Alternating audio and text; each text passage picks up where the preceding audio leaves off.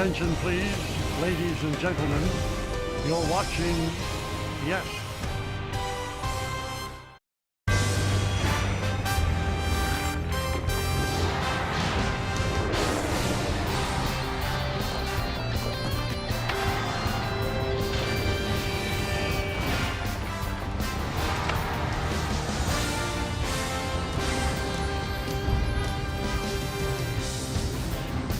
It's an absolutely gorgeous early evening here in the capital of California, and it is time for baseball as the Yes Network presents New York Yankees baseball. It's the Yankees against the Athletics, the middle game of a three-game set from Sutter Health Park in West Sacramento, California.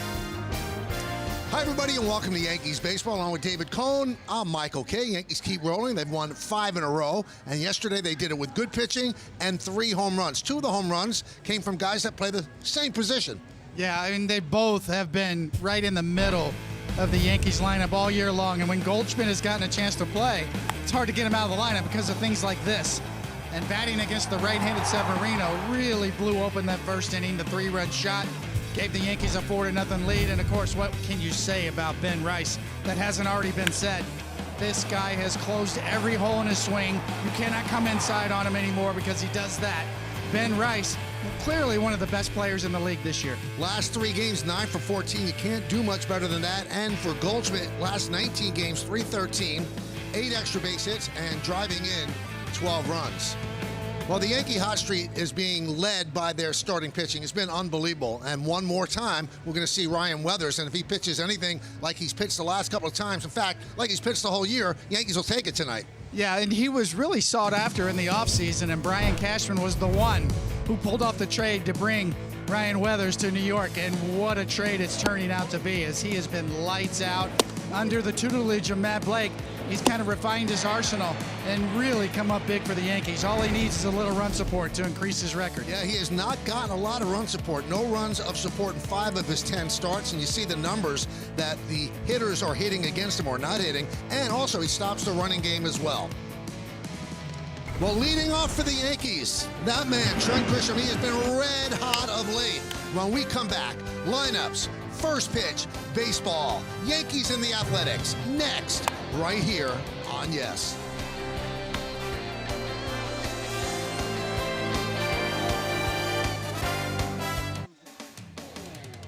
Yankees baseball on Yes is brought to you in part by FanDuel. Call your shot on FanDuel every day with Daily Dinger. Make a free pick for a chance at a profit boost the next day. By Nissan. Hop into a Nissan Rogue and hit the road to adventure. Shop NissanUSA.com. And by Optimum Fiber, famously fast fiber internet. It's been a summer day here in West Sacramento, and the Athletics trying to break out of their 4-game losing streak. They take the field with their Sacramento uniforms on, and JT Ginn takes the mound. He will get the start for the A's. We'll take a look at the Yankees starting lineup. We told you Trent Grisham has been red hot last 9 games, 448. Then Ben Rice at DH, Aaron Judge and right. Cleaning up, Cody Bellinger batting 5th. Jazz Chisholm, first baseman Paul Goldschmidt hits 6th. 7th batter, 3rd baseman Ryan McMahon. Austin Wells back in the lineup behind the plate, and he'll bat 8th. And batting 9th and playing shortstop, it's Anthony Volpe. And that lineup will face this pitcher, JT Ginn. And on the season, it's been a little bit of a mixed bag, but pretty good numbers across the board. Lost a no-hitter in the 9th inning 2 starts ago, walked 6 at his last, so looking for something in the middle there. And our Nissan pitcher scouting report for Mr. Ginn. This must be the place. Former draft pick of the Mets, back as a number 2 draft pick, and he's found a home out here in California. And mind playing tricks on me. His movement on his cutter really goes down. It doesn't go sideways, so it's a little bit deceptive. Good sinker too as well to go with it. And California love. He's really kind of found a home out here. The A's really need him. So far so good in Sacramento. Check out the defense behind him. You've got Volte in center field, and sandwiching him, Soderstrom and Thomas. Infield, Geloff, Hernandez, Williams, and Kurtz. Langoliers behind the plate. Rooker is a DH. And the defense brought to you by your local Tri-State Genesis retailers. Yankees 35-22, the high water mark for the year, 14 games over, so they could match that with a win. The A's 27-30. Trent Grisham in the left-handed batter's box. He's ready. JT Ginn is ready. And let's do it here in Sacramento. Swung on and missed. We're underway. Adam Beck, the home plate umpire. Jen Powell at first. Jeremy Rehack at second. Crew chief Dan Iasonia is over third.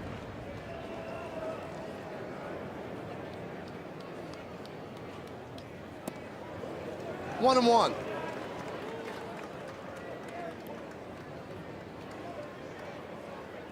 Told you the Yankees on a 5-game winning streak. That's their third winning streak of at least 5 games this year. They had another 5, and they had an 8-game winning streak.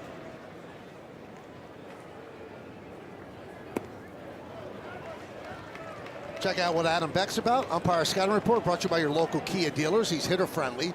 He's had 41 calls challenged, 17 overturned. Calls fewer outside strikes, fewer low strikes on lefty batters. 7th big league season for Adam Beck.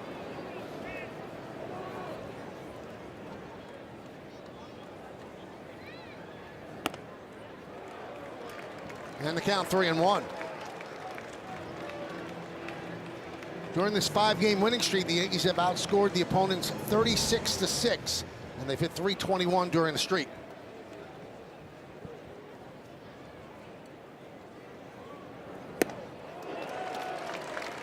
Three and two.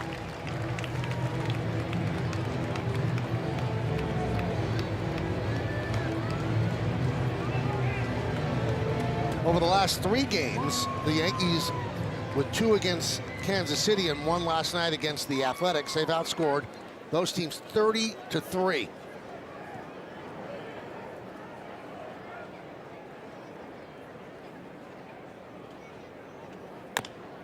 Chopped over the mound. Could be a tough play. Williams over to first. They get Grisham. 1 down. Well, nice play by Williams. It's easy to panic here, but he stays with it. Nice little backhand on the short hop, and plenty of time to get him.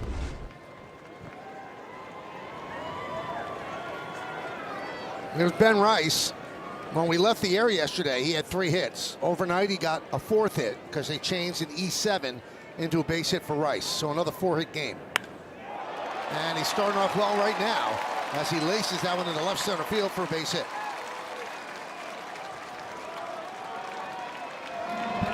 He's got it going on, David. And all over the field, too. Off-speed pitch, he just stays behind it, stays back. The stacked nature of that swing. There's no sway to it. Completely balanced. That base hit brings his average to .307. There's Aaron Judge.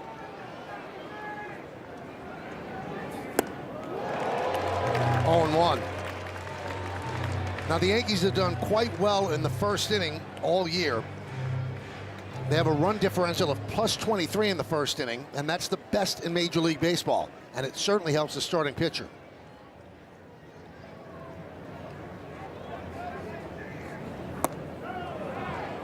One and one. Now we told you about the 30-3 run over the last 3 games. That's the first time they've scored 30 or more runs, and the other team scored 3 or fewer since 1947. Kind of amazing. And in 1947, they outscored the Red Sox 31-2. Got to go back and look up that lineup in 1947.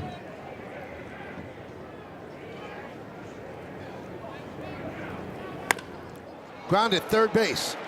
There's 1, and there's 2. And around the horn, 5-4-3 double play. Yankees get a hit, and the A's are coming to bat.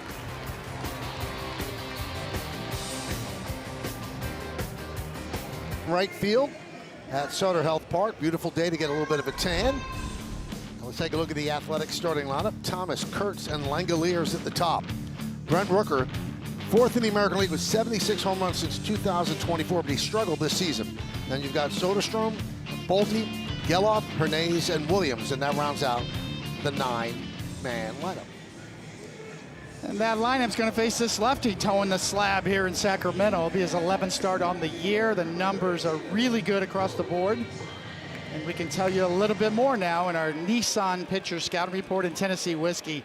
That's kind of really his stuff and his delivery. Very smooth, kind of going down like a shot of whiskey. And around midnight, that's, what we're going to be broadcasting tonight around midnight on the East Coast time. But that's in reference to his sweeper. He's had good command. It's been really hard to hit. Been a very effective pitch for him, and free falling. His changeup as well, really downer, and has had success with it.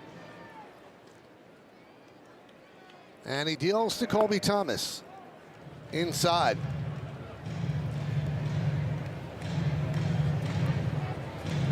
I feel like I'm working with Casey Kasem. Yeah, I know. Once you get started on this kick, you can't get off of it. So. High fly ball, center field. Grisham drifts back. 1 out. Want to take a look at the whole defense, brought to you by your local Tri-State Genesis retailers. And we're going to highlight Cody Bellinger. He's our Car Shield defensive player profile. 11 defensive runs saved this season, and that leads all major league left fielders. He's been really a terrific player for the Yankees starting last year. Here's Nick Kurtz. 0-1.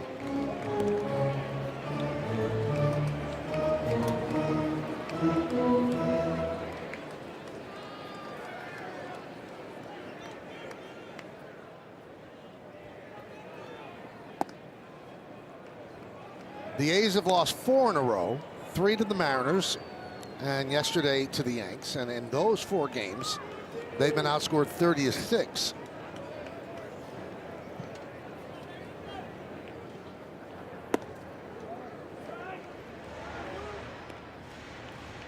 Two and 1. The Yankee rotation the last 9 games, 1.68 ERA.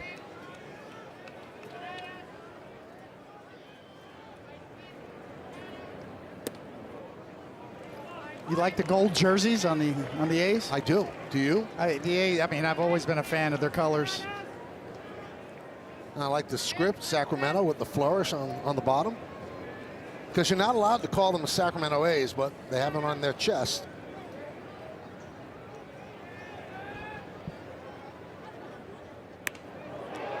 Into center field, over Volpe's head and in front of Grisham. So Kurtz with a single.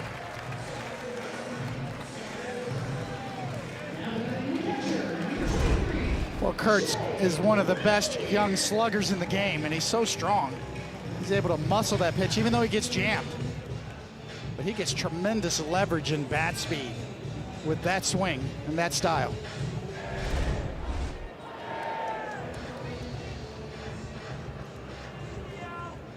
Well, here's Shea Langoliers. Last 10 games, 4 hits and 39 at bats. 1-0.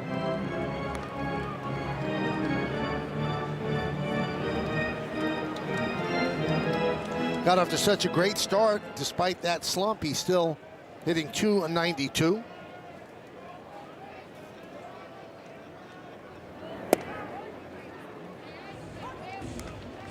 Speaking about David Weathers, let's take a look at the league leaders, brought to you by your Tri-State Buick dealers.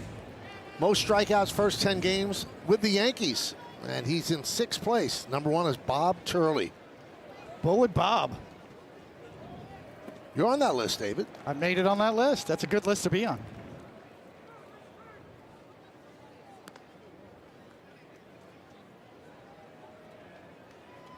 That's the beauty of playing for the Yankees. When you do something that gets you on lists like that, it just ties you in with the history and tradition.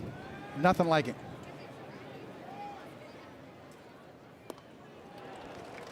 There's a good changeup. 2-2. Yeah, free falling right there. He gets a lot of movement downward. It doesn't have a lot of fade to it. It's more of a downer. Some almost even cuts at times.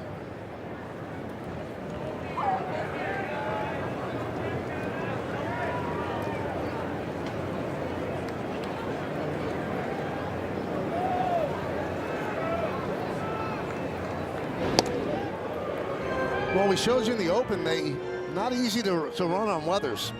Yankees have had 11 pickoffs this year, and that's the most in the majors. And the A's have been picked off 7 times.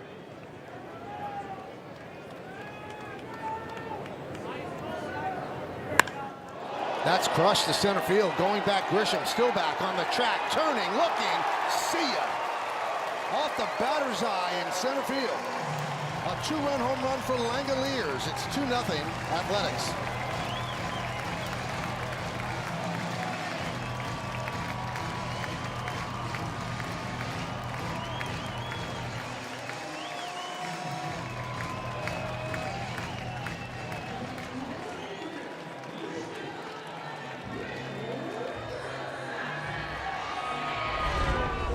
You don't see too many hitters hit a ball like this to dead center that go almost up to the top of the batter's eye. As you see where it's going to hit up there, 3/4 of the way up.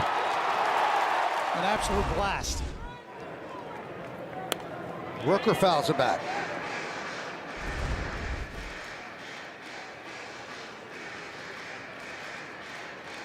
It was a well-struck baseball.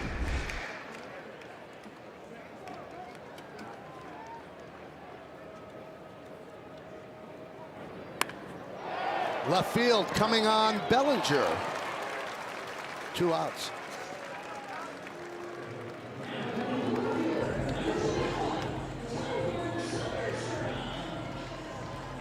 So here's Tyler Soderstrom.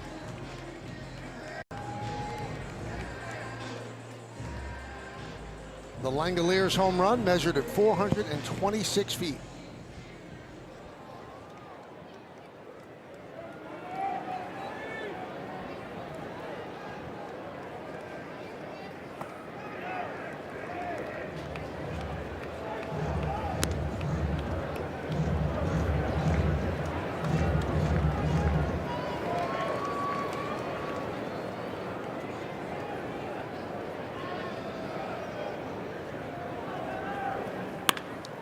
There's a base hit.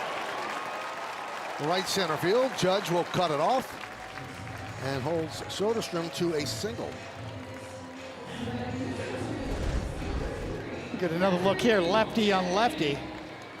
Fastball up out over the plate, and that one's hit well too. With some loud sounds from the A's lineup so far.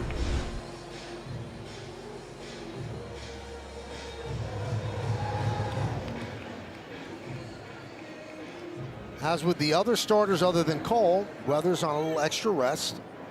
Last time he pitched 7 shutout innings against the Rays on Sunday.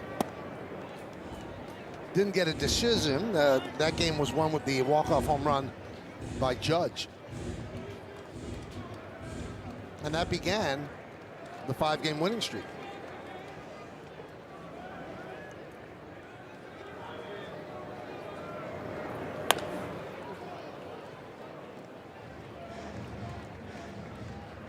One and one. See, in his last start, excellent. Only 4 hits, 3 walks. Kind of searching for a secondary pitch in this first inning to get him off of that fastball.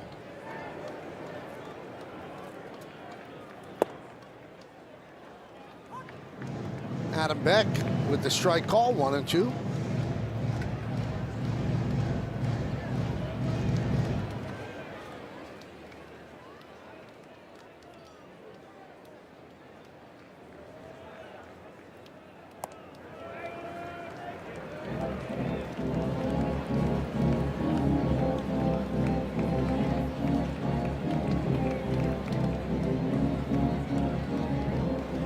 Bolte, 15 games since being called up. He certainly acquitted himself nicely. And he swings and misses over the changeup. That'll do it. But 2 runs for the Athletics on the Langoliers home run. They had 3 hits. They lead 1.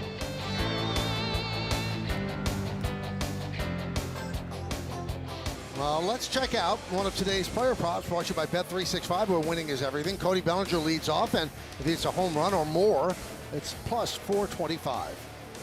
Bellinger, Chisholm, and Goldschmidt here in the second. 2-0 Athletics.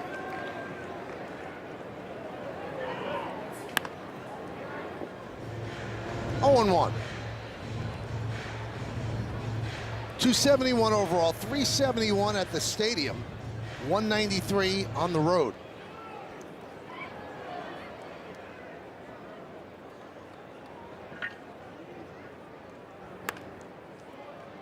Second base, Williams.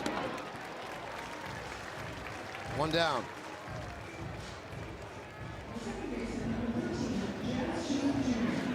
That brings up Jazz Chisholm Jr. He was 0 for 5 last night in the Yankees' 8-2 victory.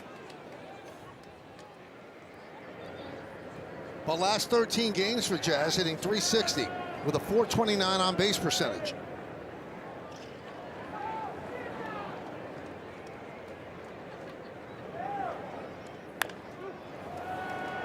First base. And Kurtz takes it himself. 2 away. And that'll bring up Goldschmidt, and he's certainly been hot, right, Meredith? Michael, no doubt about it. The last 19 games, he has had 8 extra base hits, over 1,000 OPS, not to mention he's hitting .331. He has stepped in as a right-handed bat in the absence of Giancarlo Stanton, and he has not disappointed. In fact, I was talking to Aaron Judge in the clubhouse last night, and he looked at me and said, Paul Goldschmidt is a Hall of Famer. He's an impressive at-bat, and it doesn't matter the situation or who is on the mound. You know he is going to put together a good professional at-bat. He said more often than not, he tries to pick his brain. Not only is he great on the field, he's been one of the best teammates he has ever had, and he was certainly good in the first inning last night. That home run right there gave the Yankees a 4-0 lead, Michael. Yeah, he's been tremendous, and the thing that people talk about that we really don't experience is how great he's in that room. And he had offers for more money and more playing time. And he said last year he had so much fun here, and he wants to compete for a championship, and that's why he came back. And at the beginning of the year, you wondered if he was doubting his decision, because with Stanton playing every day, there was no at-bats available for Goldschmidt, but he was the insurance policy if Stanton went down, and now they're cashing in on that policy. And there he goes, another base hit. Remember, it's against a righty. He does real damage against lefties, but Severino the home run, and now a hit against Ginn. Well, he's starting to swing with confidence, too, obviously. No matter how long you've been around the game, once you get more reps, as he's been getting lately, you start to feel good about your swing, and you have some success, and it starts to look like this.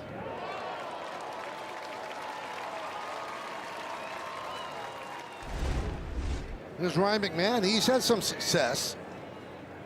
3 home runs last 7 games. 1-0. Leadoff batter for the 47 Yankees, Michael. Snuffy Sternweiss. Quite a lineup there, the 47 lineup. Joe DiMaggio in the middle of it.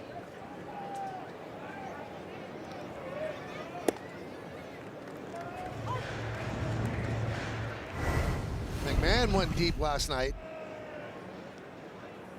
and it was one of his rare pull home runs. He has 6 home runs, 4 of them have gone to left. Yeah, like a lot of lefties, a really good low ball hitter. There was a young Yogi in that lineup in 47, right? Actually, it was Aaron Robinson was the catcher, and it's a name that's not real familiar to me, but certainly Yogi just showed up. Funny, when Yogi showed up, they started winning championships. He was 22 years old in 1947.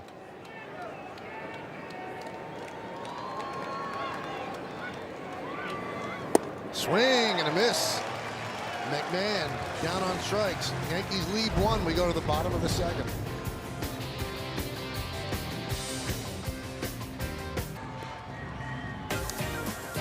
Now it's time for Pinstripe Pride, brought to you by Toyota, the official hybrid vehicles of the Yankees. Tonight's picture is of Jabari, who was all blinged out at the stadium last homestand. Use the hashtag Toyota Pinstripe Pride, mention yes in pictures you post to social media to reflect your love for the Bronx Bombers. We might spotlight you in a future game.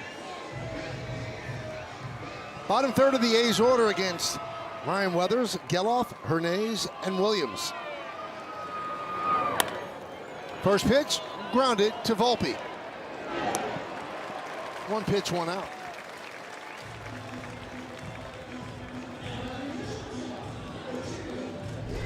Just what Weathers needed after the first inning.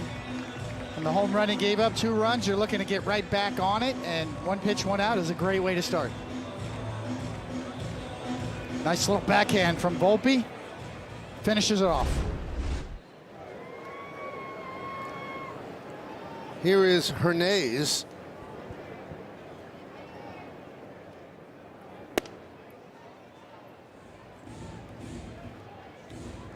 One and 0.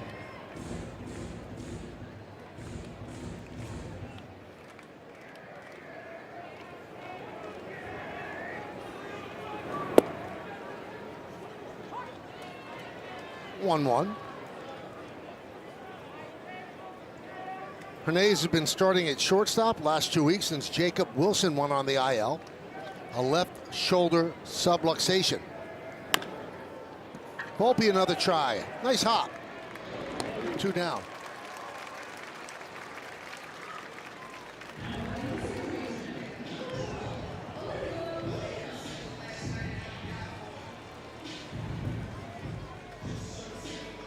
And here's Alika Williams. A's got him from Pittsburgh on May 16th for minor league right-hander Kyle Robinson.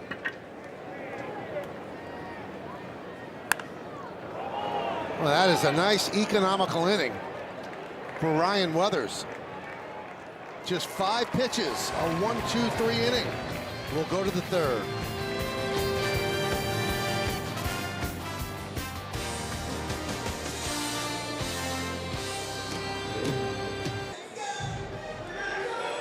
Time for tonight's injury report, brought to you by Montefiore Einstein, the official hospital of New York Yankees. Ahmed Rosario placed on the paternity list today. They don't expect it to be long. They expect maybe 3 days. There's no corresponding roster move made. Yankees will play with a 25-man roster for the rest of the series. That's tomorrow, and then Monday's an off day. And good luck to Ahmed. Austin Wells leads off. 1-0. Austin not where he wants to be offensively. And he's had trouble hitting off-speed pitching. He can turn around the fastball, but really struggling against off-speed. And he got something hard there, and he lined it into center field for base hit. Well, right on cue, Michael. A 94-mile-an-hour sinker. Middle away. Hammered back up the middle.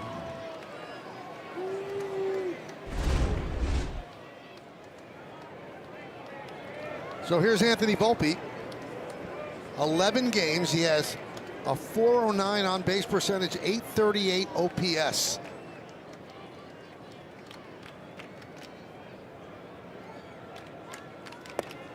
Now, I was down in Boone today. When he was down in the minors, the rehab assignment, and then when he got sent down off the rehab assignment, did you guys change his swing? Because he seems to be more level, bats in the zone longer. He said, no, we didn't. He said, we've seen this before. It just has to be consistent. And he said he's getting himself in a position to hit now, taking pitches that are off speed, outside the zone. He's letting them go by. His approach stays like that, he'll do quite well. It makes you wonder how badly his shoulder bothered him last year and how much pain he played through.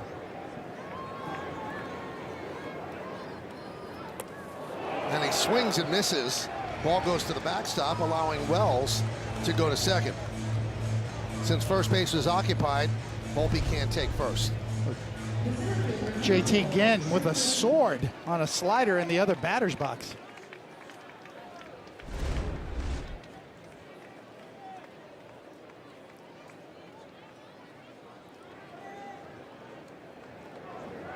So Wells in scoring position for Trent Grisham.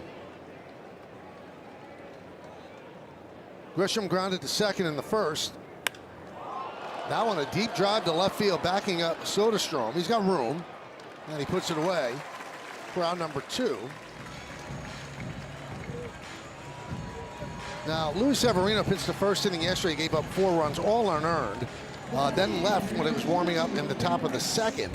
So, Meredith, you have a little bit of an update on Severino? Well, Michael, he was concerned when reporters spoke to him after the game. He went for an MRI today. It revealed a right shoulder strain, so he will be placed on the injured list. No time frame given by the A's. You hope for Severino's sake that it's not too serious and not too long. But the A's used 7 relievers after Severino yesterday, so they did bring up right-handed pitcher Michael Kelly to kind of fortify that bullpen a little bit today.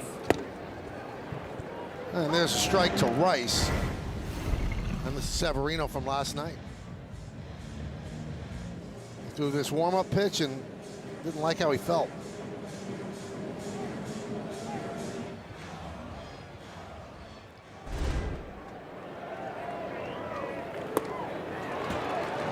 Oh, and 2. Well, that certainly puts a lot of pressure on this guy again to give him some innings tonight. Severino was one and done, and that's a good-looking changeup there.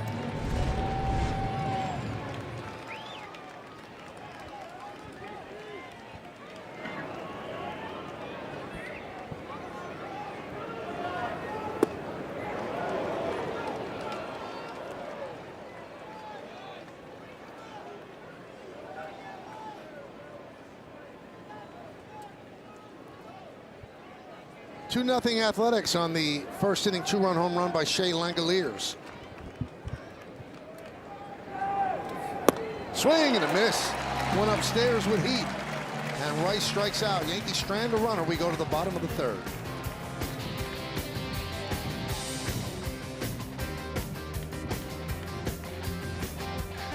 The Yankees Baseball on Yes is brought to you in part by Sandals Resorts. Get closer to the Caribbean. By your local Tri-State Genesis retailers. Learn more at genesis.com. And by the New York Lottery. Play today and start imagining your win.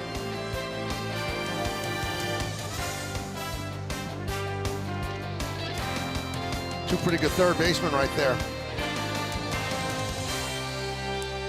You take a deep dive into Nettles' numbers. He might belong in Cooperstown.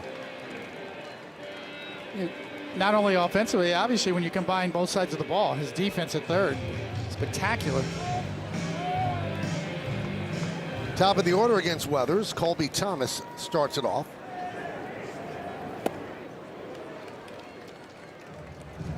.390 home runs, all those hits, 6-time All-Star, 2 Gold Gloves. Put on a show in the World Series with Ron Guidry on the mound.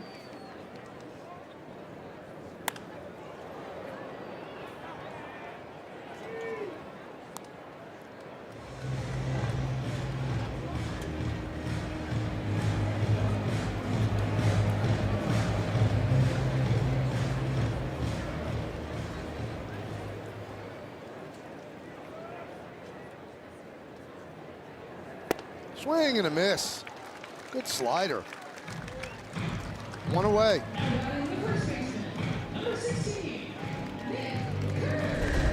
Really good slider, great shape to it. Look at it drop off the table. 2-plane breaker. It goes down and sideways. That's the nirvana for a pitcher. That's the swing and miss one.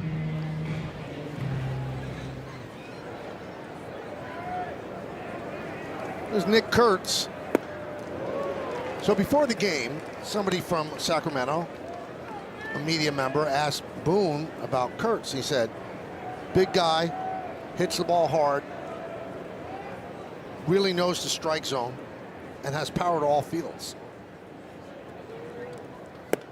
And the guy asked Boone, have you ever seen a player like that? He goes, yeah, he wears number 99.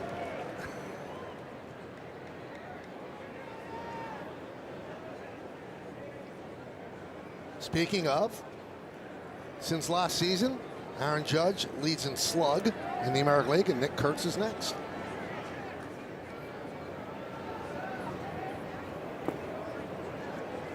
One and two. When you look at Kurtz, you just sort of see that the college programs in today's game are producing players that are ready sooner. It's almost like he was ready when he was in college to come here and do what he's doing.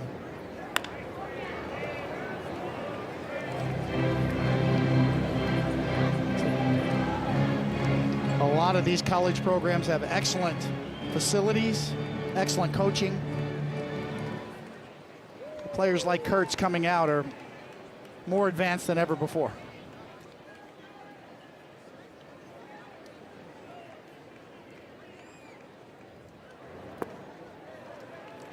Two and two.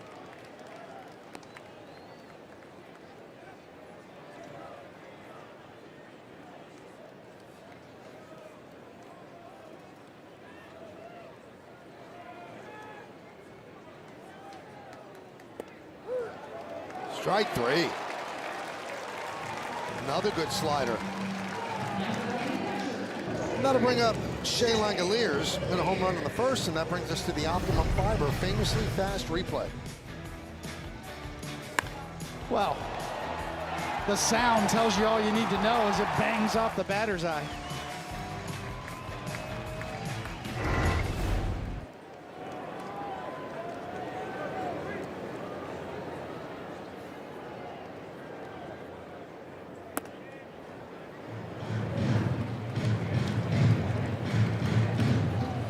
Langoliers was the centerpiece of the return that the A's got when they traded Matt Olson to Atlanta. They got Langoliers, Christian Pache, Ryan Cusick, and Joey Estes.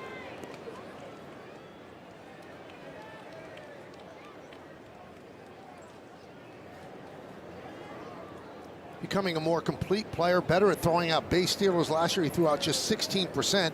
This year 29%.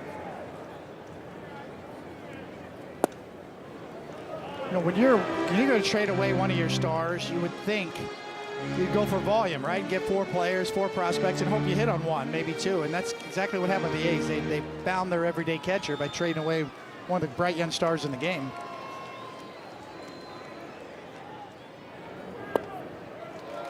And he walks on 4 pitches.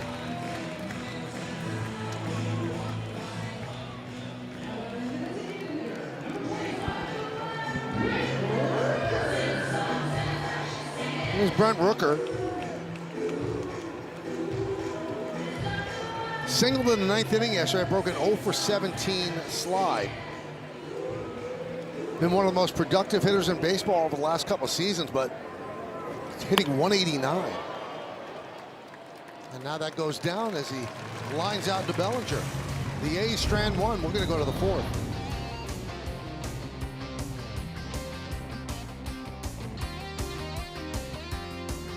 Daily Dinger for free every day for a chance at a profit boost if your selected player hits a home run. And here are the featured home run odds for today's players. Aaron Judge, who's leading off, plus 300. Ryan McMahon at plus 750.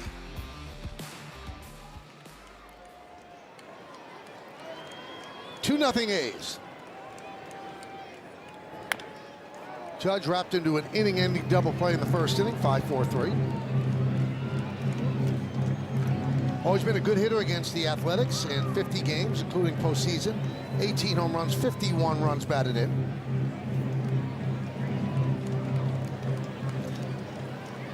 He's tied with Ben Rice for the team home run lead with 17.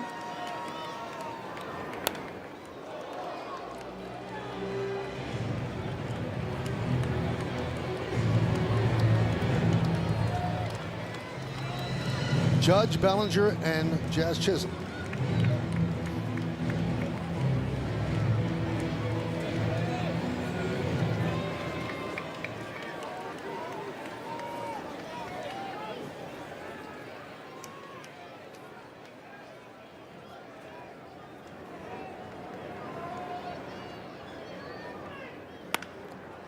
Shortstop, Pernays. One down.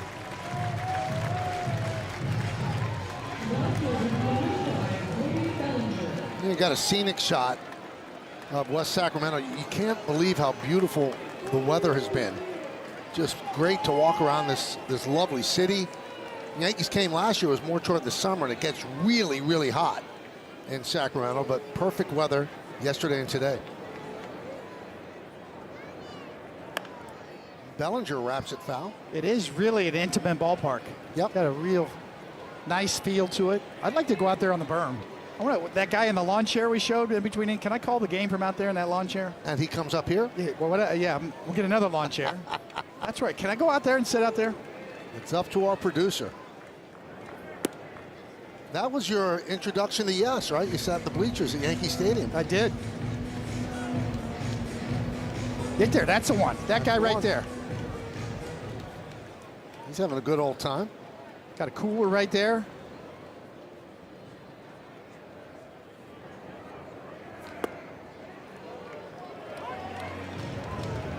One and two.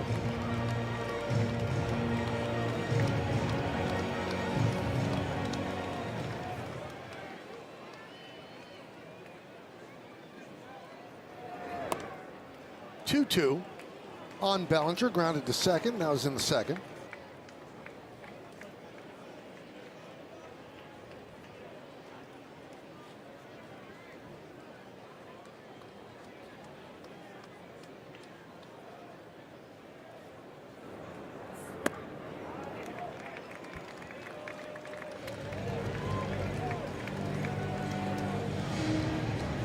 So the count full on the Yankee left fielder.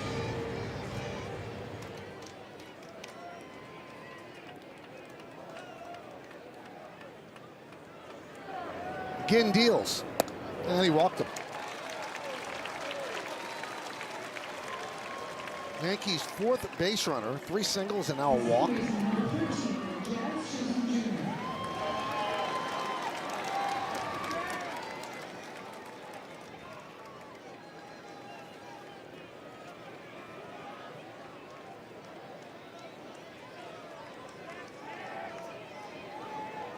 Jazz grounded to first in the second. He's 0 for 6 in this series.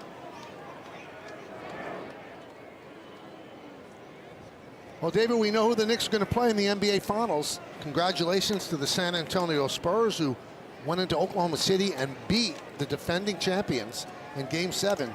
So it'll be the Spurs against the Knicks starting next week for the NBA championship. That's a rematch of the last time the Knicks were in 1999. Different Spurs team, different Knicks team. But more importantly, a rematch of the NBA Cup, which the Knicks won.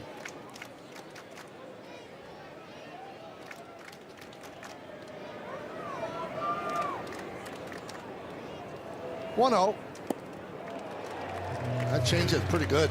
Yeah, he mixes it up. He's not really a strikeout style pitcher, but he's a movement specialist. Sinkers, changeups, cutters. Good depth to his slider.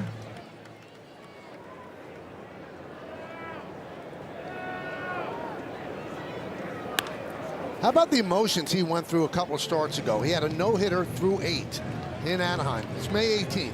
3 outs away from baseball immortality. 6 pitches later, it was all gone. 1-0 pitch, Adam Frazier singled. 0-2 pitch, Zach Neto homered to dead center to give Ginn a 2-1 loss. From ecstasy to agony. Yeah, just a heartbreaker. And in his next start, subsequently, he walked 6 guys. Didn't give up a hit, but only got knocked out in the second. But this is what Michael's talking about. He's got that over-the-head wind-up that we talked about with Garrett Cole. And there's the hit that breaks it up. Oh, there's the hit that walks him off. What an awful feeling that must be. A base hit for Jazz Chisholm Jr. Bellinger saw the bobble by Bolte and will head to third. So that should be a single and an E8 because Bellinger was stopping at second.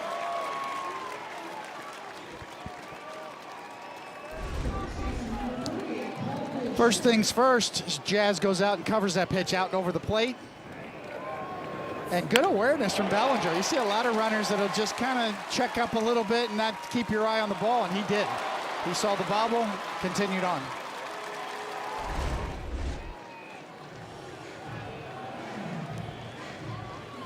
Scott Emerson, the pitching coach, goes out and toss with Ginn.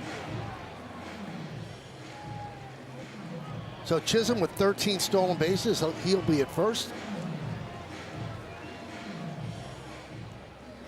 All right, with Goldschmidt due up, we're cooking up something special with Hexclad. Join the hybrid revolution at hexclad.com. Goldschmidt in his career, 19th in home runs, 31st in RBIs, 16th in runs, 14th in WAR, and this amongst first basemen all time. He has a very compelling case to be in the Hall of Fame. Got a lot of everything on that resume.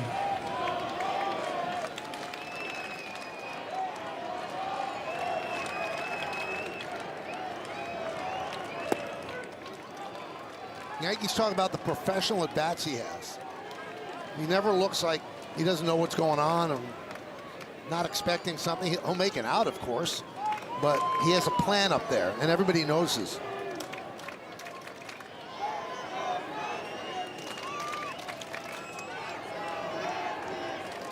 Keeping Jazz close.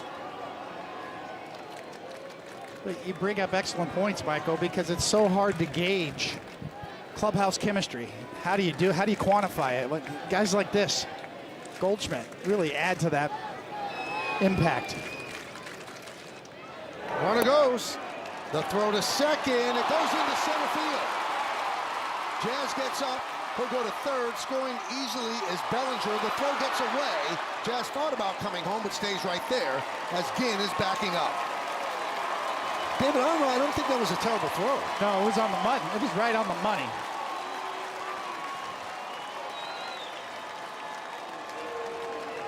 So in this inning alone, 2 errors for the A's. Exactly. You can see here, good pitch to throw on. It is right there and just clanked off the glove. Another good look right here. You can see it is right there, and he just missed it.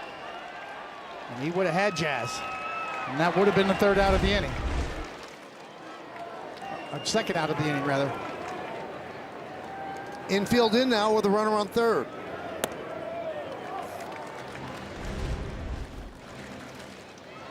So maybe he just got a little ahead of himself, took his eye off the ball.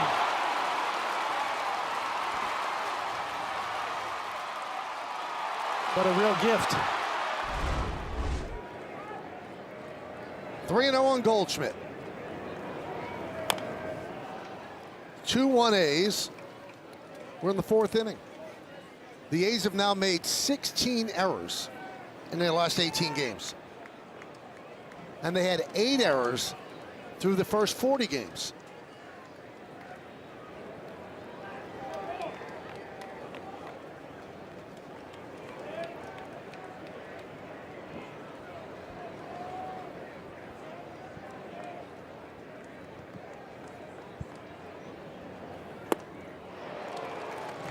Got the fastball by him, 3-2.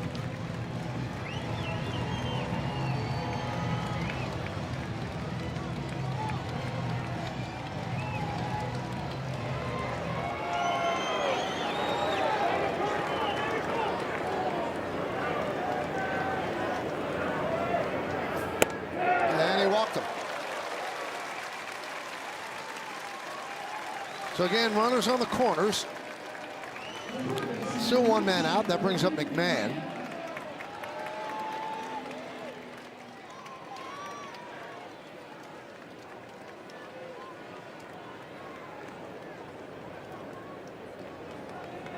It's going to allow the A's to move back up the middle. They'll still pinch in close at third. Playing for the double play up the middle.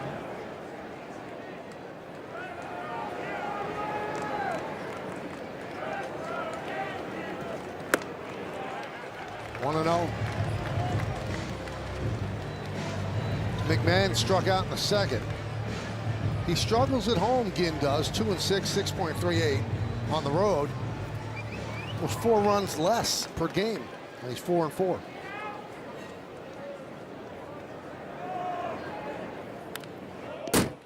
You know, and just experiencing these 2 games, it's not an overtly small ballpark. I don't know why there's such a vast difference. I know the altitude's high. Maybe the ball travels a little bit more, but should it be that much? Well, the wind really comes into play. When the wind picks up here, it really can gush out with no upper deck as well.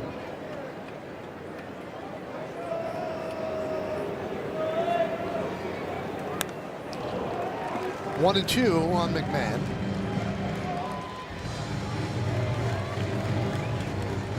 The summer winds start blowing in, Michael. It's a different ballpark. I can't get out of this musical thing in my head. I'm stuck. Summer wind blowing in.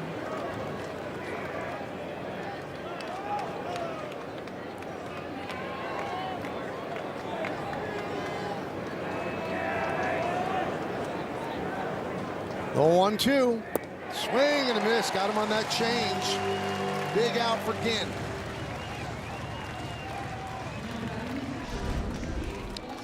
Yeah, it indeed was, and you could see the fade down and away, and McMahon knew the minute he commits, it's over.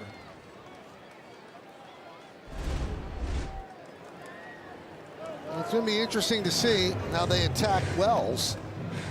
Gave him a fastball last time up, and he wrapped it into center field for a single. Last year on off-speed pitches, he slugged 352. This year, 102 off-speed pitches.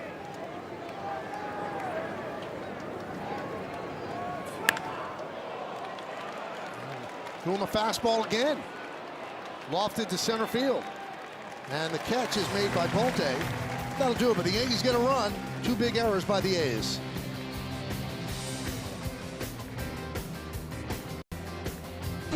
MLB is partnering with a crisis text line to increase mental health awareness. Free, 24/7, confidential support in English and Spanish. Text MLB to 741-741. Cadillac scoreboard 2-1, A's lead, bottom of the 4th inning. Soderstrom takes inside, 1-0 as we begin the bottom half.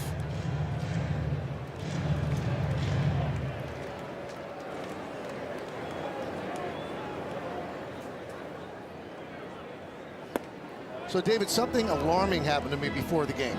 I should rephrase that. Something alarming happened to you. So, before the game during batting practice, I have fans on the warning track behind the plate. They're roped in, and they could be VIPs or they made their way onto the field. And that's the way that, we could go from the dugout up to the booth. And I was walking, and there's a challenge right there. And so, ABS challenge by T-Mobile.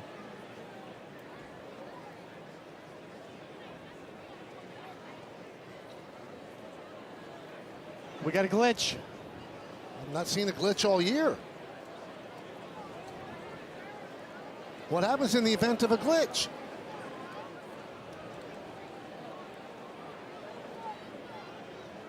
The pitch was a strike. The Athletics have 1 challenge remaining. So he got communication that it was a strike. But we didn't see it, but he got the communication.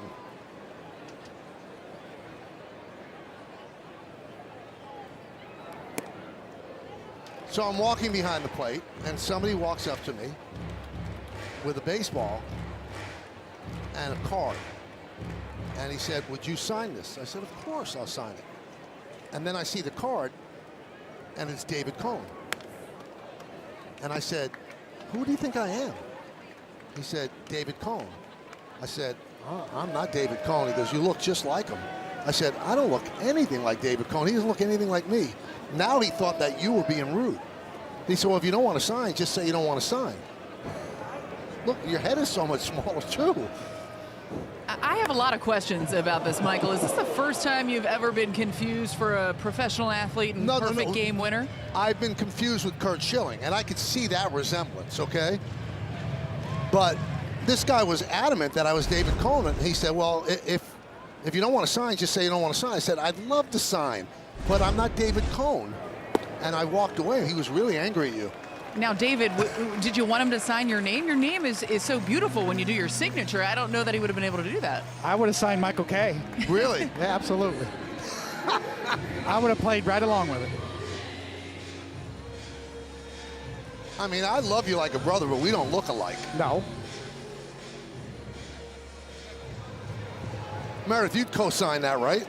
There's no... Zero resemblance. Zero, thank you. Other than you both love baseball. But that's not really a physical attribute.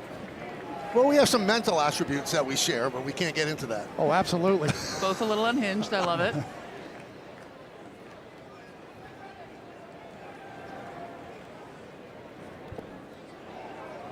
Blocked by Wells, keeping Soderstrom at first.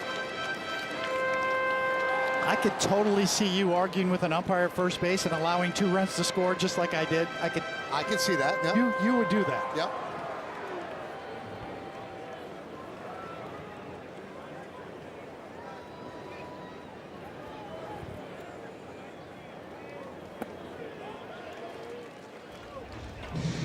I could see myself last out of the perfect game pointing so that Brocious could see it.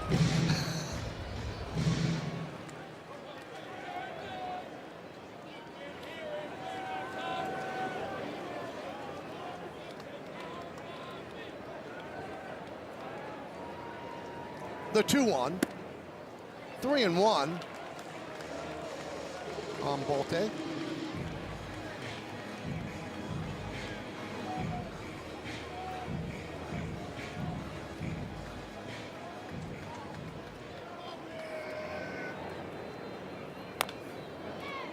Three and two.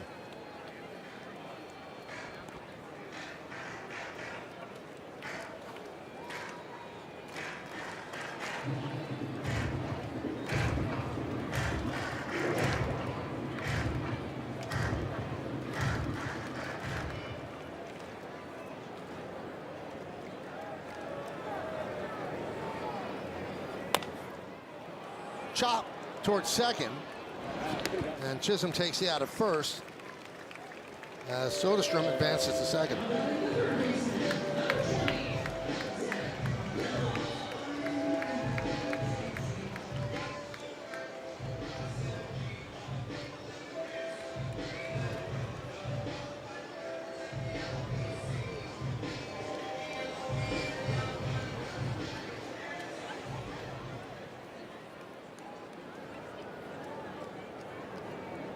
The pitch to Geloff.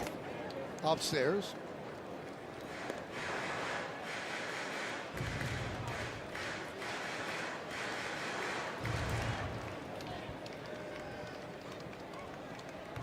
Two-one Athletics.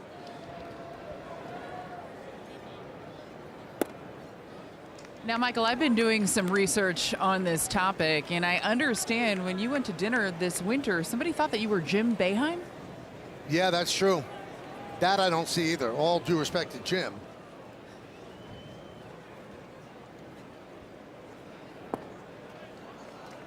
You know, I don't think I can get on board with that one either, Michael. Yeah. I mean, if you look at Schilling, you can get on board with that.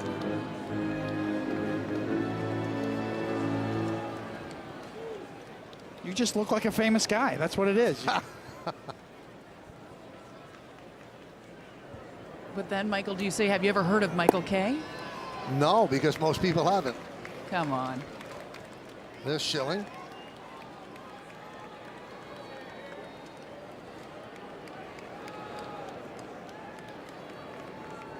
Michael, they really picked a favorable picture in that blue suit, I have to say. Thank you. Swing and a miss. Geloff down on strikes. Yeah, that wasn't fair to Kurt. They put Kurt in a flannel shirt.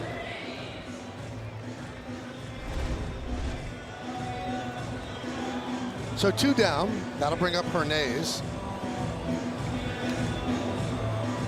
Big strikeout from Weathers there. Four-seamer right on by.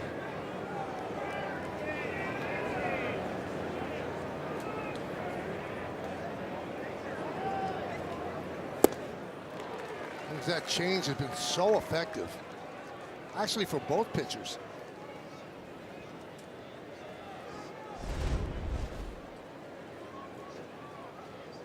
Excellent arm action and the dip right at the end.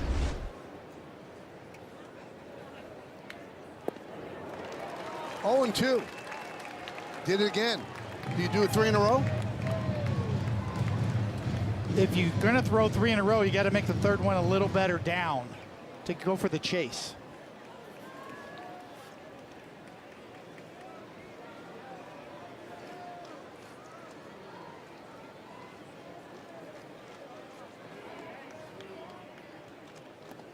And he did exactly that. And he strikes out Hernandez.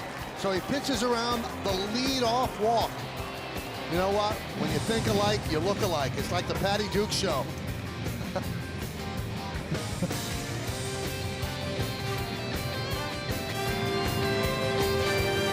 Yes, the Yankees wrap up this road trip with a Sunday midday matchup against the A's. Pre-game coverage starts at 3:30 Eastern with first pitch scheduled for 4:05 on Yes and the Gotham Sports app. Volpe leads off, swings at the first pitch, and it's grabbed there by Geloff. 1 pitch, 1 out.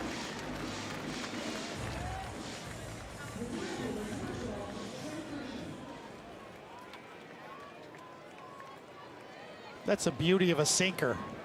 You can rely on weak contact and get easy outs. That's the key for pitchers, starting pitchers, to get deeper in the games instead of going for swing and miss constantly. Trent Grisham 0 for 2.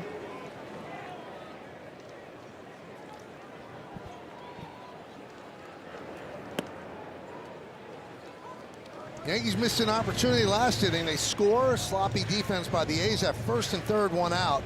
But then McMahon strikes out and Wells flies out to center. So they only got one run out of that.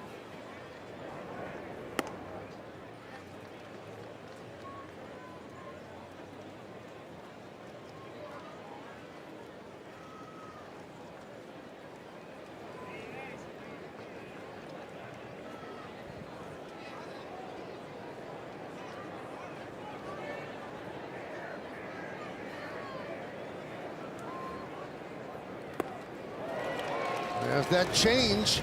1 and 2. You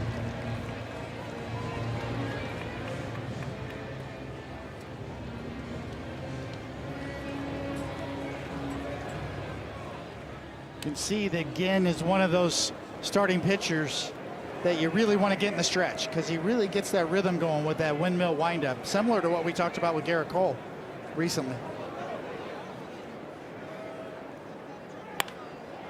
Second base. 2 down.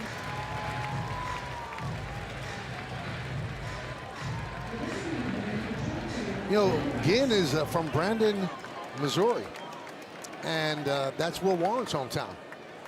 And JT has reposted Warren highlights on his social media pages, and Warren's going to start tomorrow.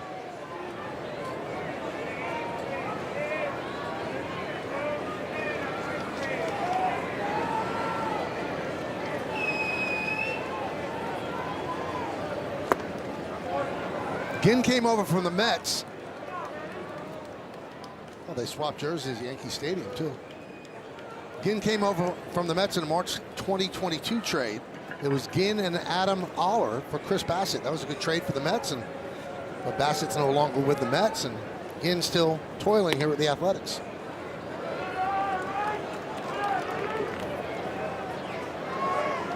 I mean, you really get the feeling the A's are going to turn the corner in their new stadium in Vegas with this good young nucleus of players, with the promise from the ownership to spend more on payroll.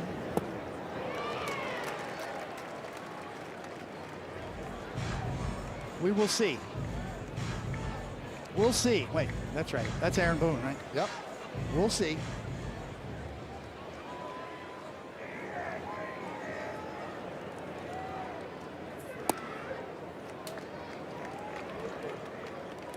They have one of the top prospects in baseball, shortstop Leo DeVries, and that's who the Padres sent to the A's for Mason Miller.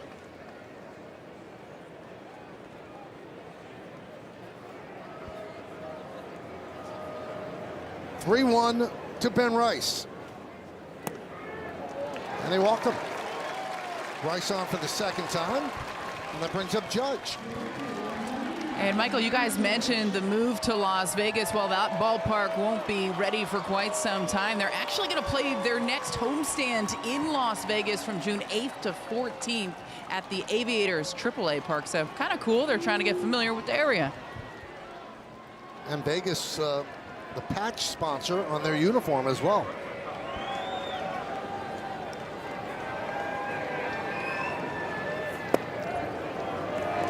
Strike to Judge.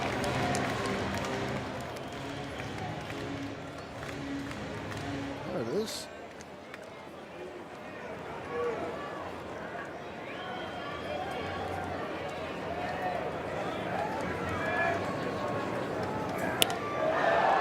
The other way, down the line. Dave, remember how every sports league was deathly afraid of Vegas, even to mention the word? And now you've got the Raiders there. You got the Golden Knights, who are in the Stanley Cup Finals. They're probably going to have an expansion team in the NBA. And the A's are coming in 2028. Times they change. 0-2 on Judge. High drive, right field. Thomas back, track, and he'll make the play in front of the wall for the final out. Judge gave it a ride, but the park held it in. We're halfway through. It's 2-1 A's.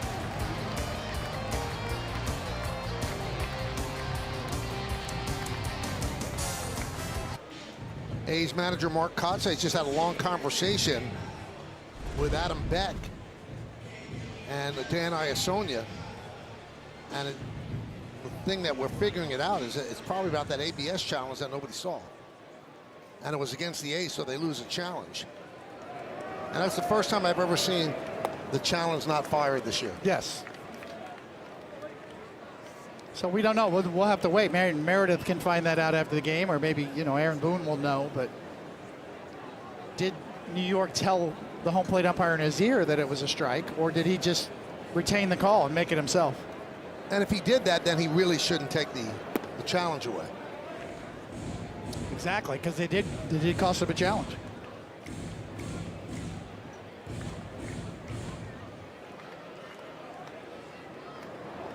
One and one on Williams.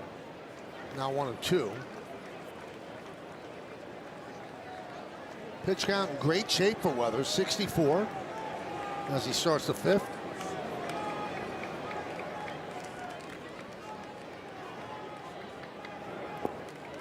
And another change, couldn't hold up. Wells fires to Goldschmidt, so that's a strikeout, put out 2-3, 3 strikeouts in a row. And that's his 6th strikeout of the game, 6th Yankee strikeout, brought to you by your local Tri-State Audi dealers. This is the 7th swing and miss he's got on that changeup. He's really got a good feel for it tonight. He's got one he throws for a strike and one he gets down in the dirt and gets the strikeouts.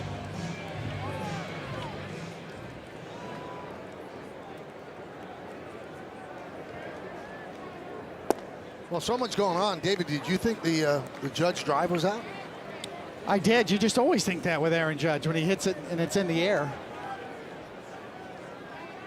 Maybe just off the end of the bat a bit. 99 miles an hour off of his bat. Traveled 366 feet, so it would have been gone at Yankee Stadium.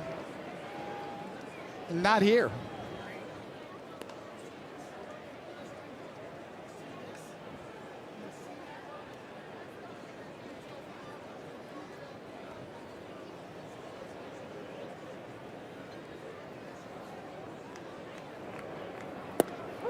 Strike 3. Got him on a backdoor slider. 4 strikeouts in a row. Yeah, he's really grooving now. When you have all 3 of your pitches working, you know, fastball, changeup, slider, and you can throw them for strikes, then you can have some fun on the mound.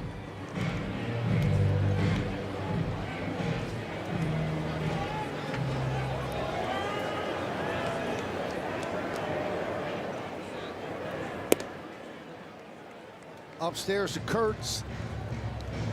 Singled and scored on Langalier's home run in the first, then struck out looking in the third.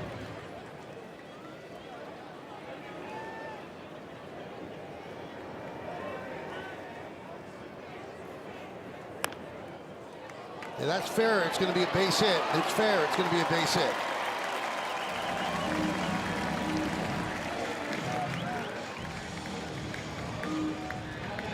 Big, strong guy like that, they don't expect that. Full swing off the end of the bat. 8 ball in the side pocket.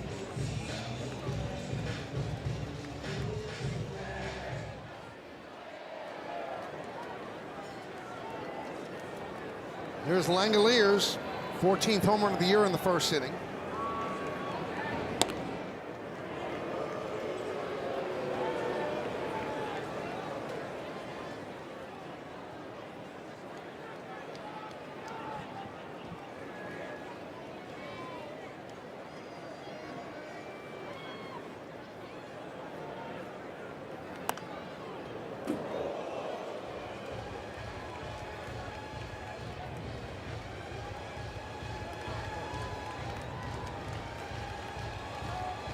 So we dug deeper into the ABS rules.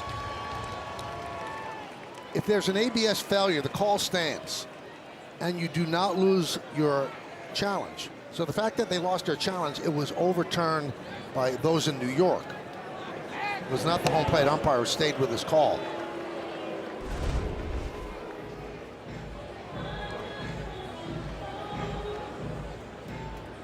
And that was not a strike. Well, now we can, obviously we're guessing, but as you put the pieces together, it makes you think that's what Kotsay was upset about.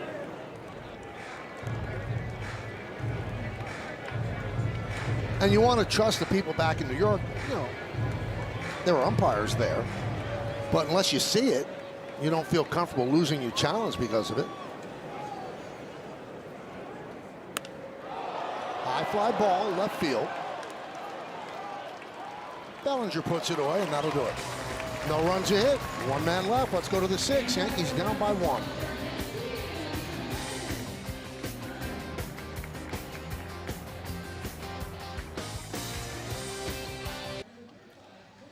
Thank you, Chris. We'll go around the majors. How about this? Fernando Tatis Jr., he hit his first home run this season, 56 game. Wow. Ronald Acuna Jr., 4 home runs, 7 ribbies, last 3. And Ohtani, well, he's just doing Ohtani things. Bellinger leads off the 6th. 1-0. Get the feeling that Ohtani's on a mission this year. Wants to win the Cy Young. No doubt about it. First time we've seen the full Monty from him, really, where he's on top of both games, offense and pitching. Grounded first base, Kurtz. 1 down.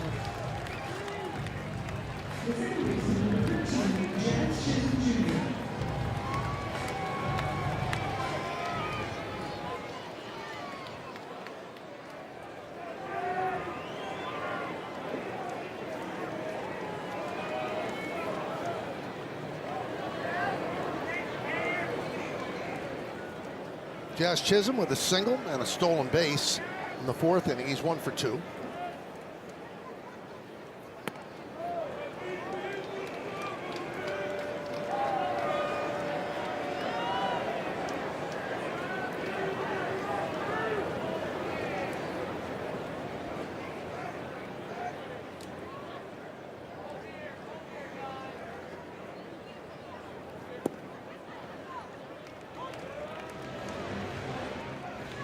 One and one. Again, giving the A's exactly what they needed tonight. Pitch count still in good shape. Bullpen got blown out in last night's game.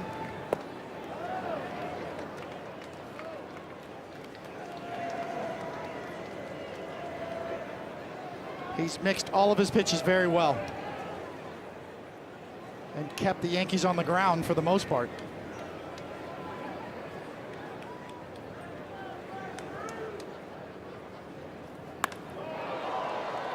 High fly ball left center. 2 outs.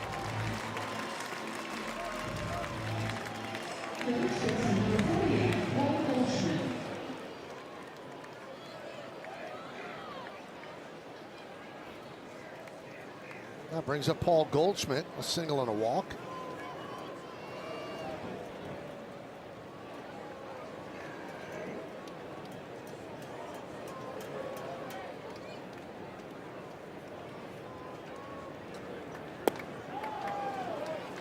Missed low with the cutter, 1-0.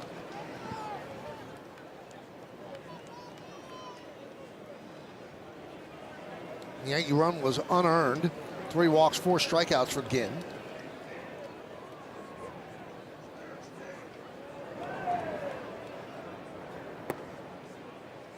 Two 2-0.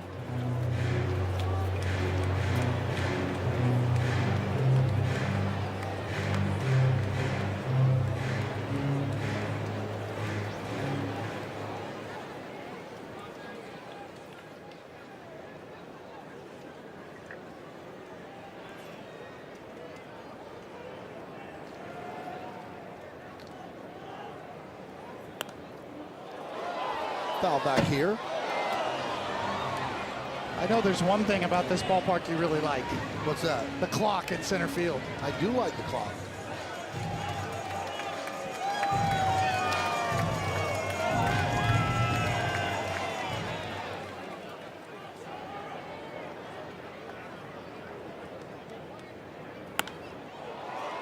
toward that clock, but shallow. And the catch is made by Bolte for the final out. Beautiful look at West Sacramento on a Saturday night.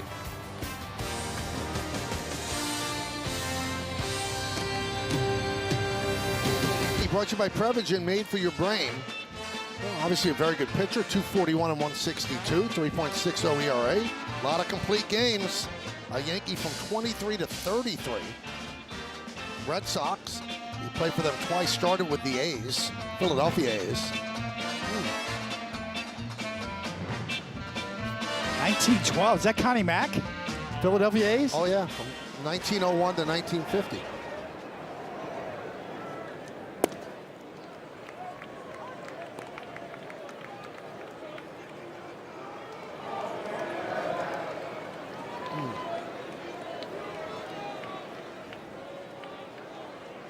Lefty or a righty? We need a clue. We gotta have a clue. The ABS challenge worked then, so it overturns the strike call. It's a left-hander. I got it. I think I have it too. Is this it, David? Ooh, no, I had a different one. No, I might not have it. So did you have this one? No.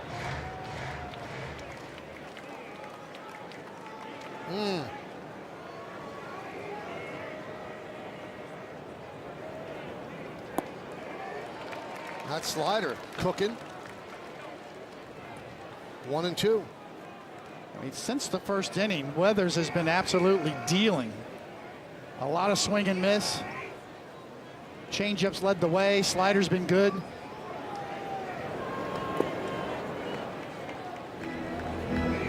I've asked you this before. Why do even good pitchers struggle in the first inning? Still finding your stuff? Yes, I mean, there's a lot of reasons, a lot of variables. It's, you know, what we call a skin, a new mound. You've got to get your holes dug out, your alignment right. It's different on the bullpen mound. You get adjusted again, get everything right, and then you're facing the top of the order. Generally, especially in today's game, best hitters are all stacked at the top. The degree of difficulty in the first inning is definitely a little higher nowadays. So in the first inning with one out, Kurt singled, and then Langoliers connected for a home run deep to center field. And that's it. Those are the 2 runs against Weathers. Since then, he's really settled down. You think about old school lineup construction. You had a leadoff guy that was an on-base guy, a speed guy, then a hit and run guy batting second. Rooker goes down on strikes. I mean, the bottom is dropping out of this changeup today, and when you look at Weathers and the movement profile on this changeup, it is well above average as they measure. Look at the bottom drop out of that. About 3.3 inches more movement than the average major league changeup. Puts him in the upper echelon of changeup movement going down.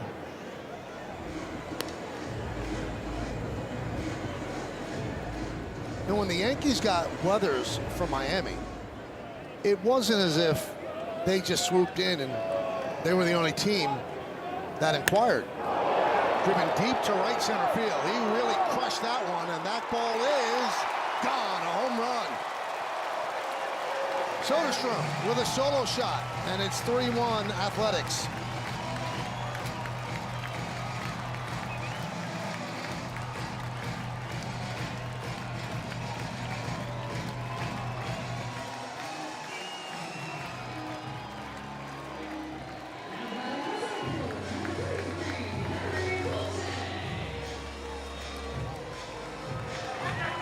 Number 7 on the year for Soderstrom.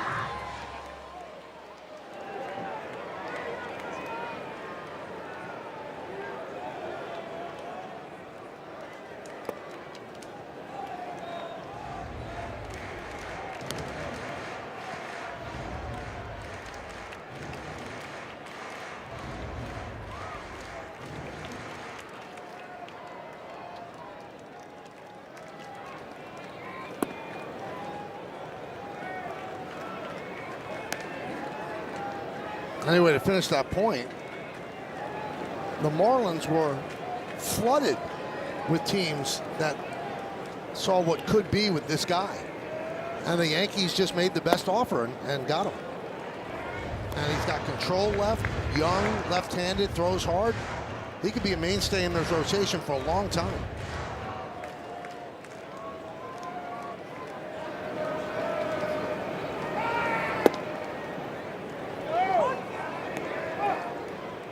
Three and one on Bolte.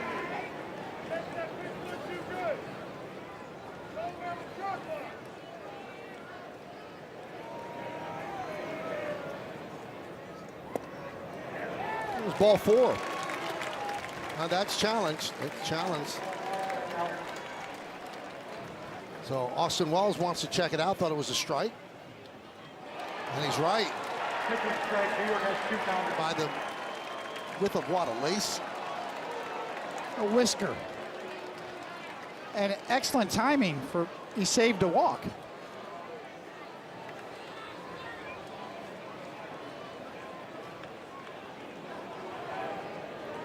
So Bolte had taken off all of his armor and now has to put it back on.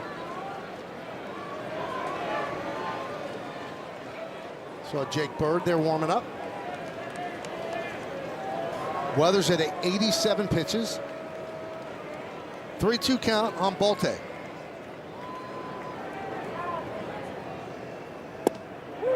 Strike three. 9th strikeout for Weathers.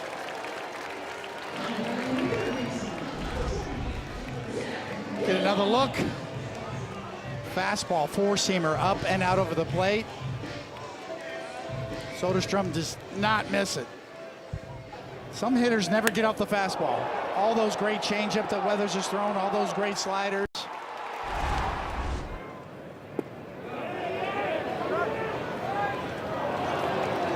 Check the swing.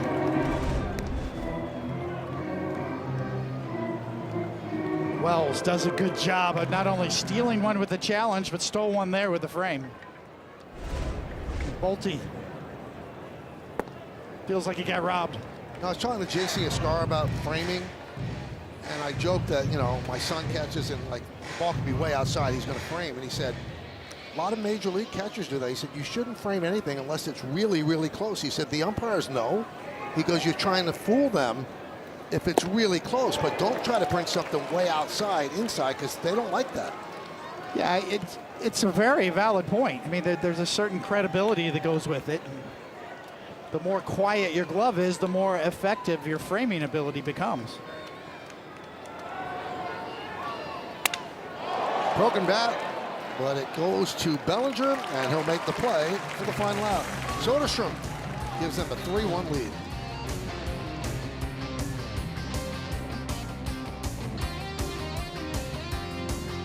This is a segment that we like to, well, Jason, tell us what it is. How about that? Thank you, Mel. This is about Tyler Soderstrom. His first-round selection in 2020 made him and his father, Steve, the 10th father-son duo in the majors' history to be drafted in the first round. As a West Coast native, considers an In-N-Out burger an absolute must-have, and he served as a flower boy in teammate Jacob Wilson's wedding alongside Max Muncy. Not a groomsman, a flower boy.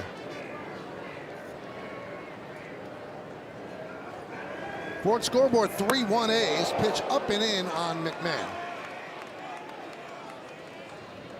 As they have gone to Hogan Harris on relief of JT Ginn.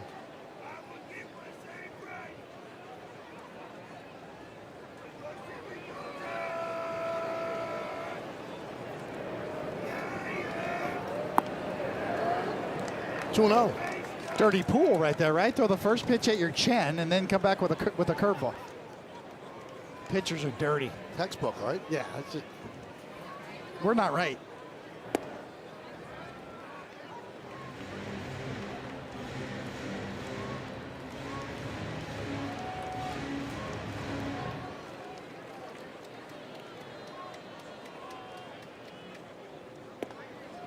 Yankees are probably pleased to see Ginn out of the game.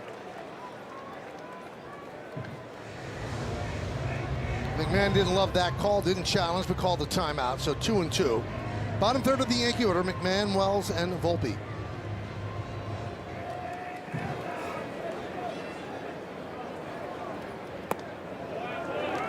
Three and two on the Yankee third baseman.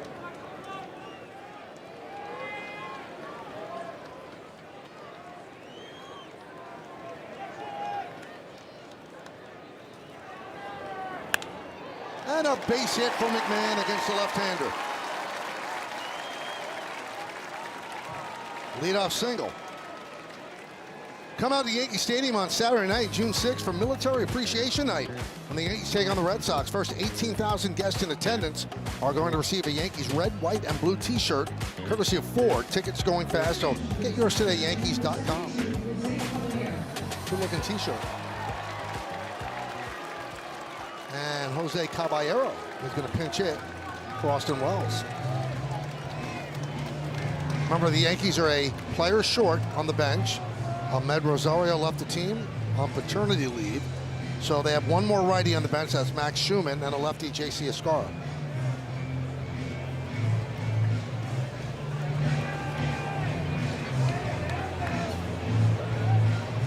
We're in the seventh inning. It's 3-1 A's.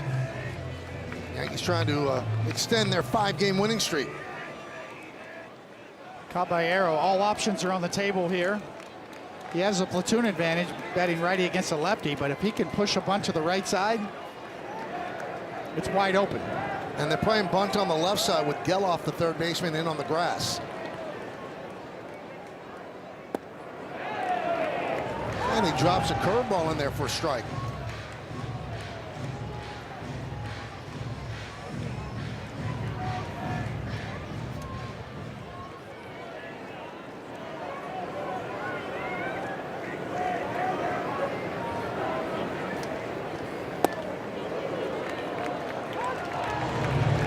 That's going to be challenged. Call a strike, the batter is challenged.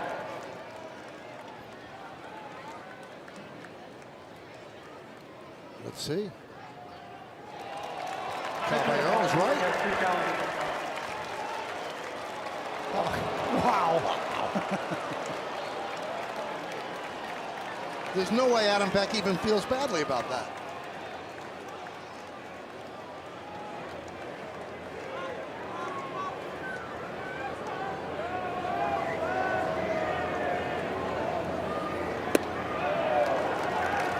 That's a big turnaround, too.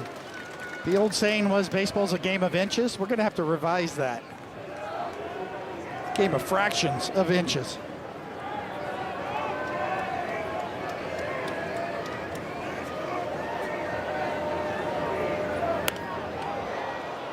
Two and two. Caballero pinch hitting for Wells. Wells was 1 for 2.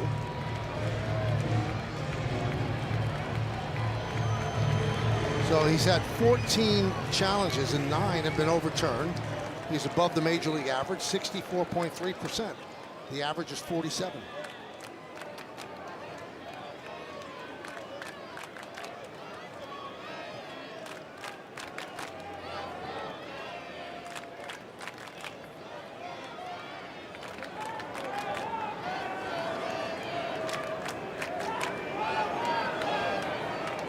The 2-2.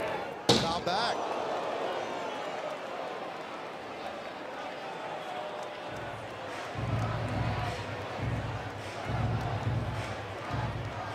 Like he got the umpire. Let's see. Got him with the bat. Caballero's backswing.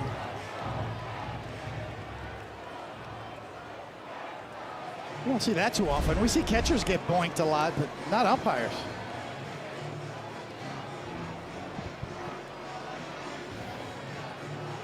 McMahon led off with a single. He's at first. Another look. Lost control of it, yes.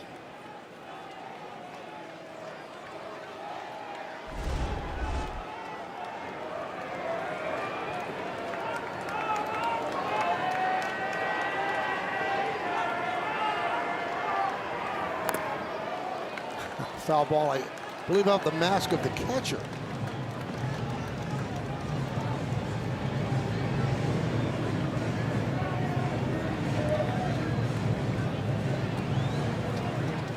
Hogan Harris, 4 up, 4 down in yesterday's game against the Yanks.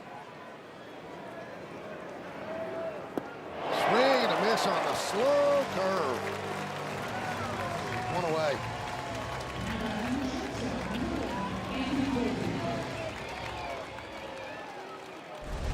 It's just so hard to stay back on something that's 73 miles an hour with that much tilt on it.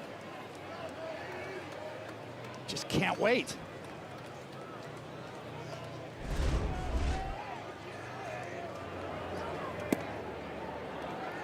Volpe, who's 0 for 2, takes outside. No, we call it a strike. 0-1.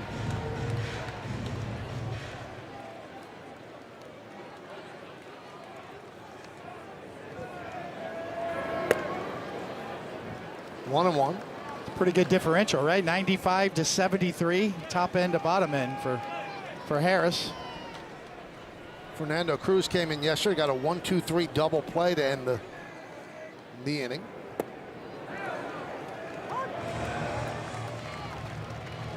Adam Beck very deliberate with the strike call. Takes his time, and the count 1-2.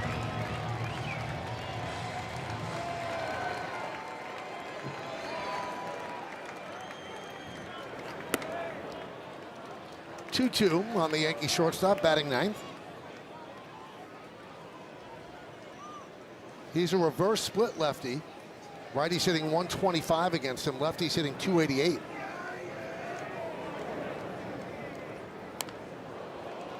There's that curveball, just got a piece to stay alive.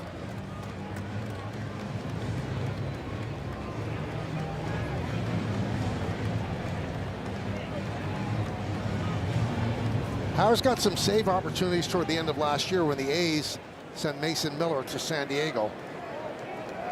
So he's been high leverage guy. Count 3-2. McMahon does have 3 stolen bases. Do you send him here? Stay out of a double play. Justin Sterner warming. They don't send him. High fly ball. Bolte. Out number 2.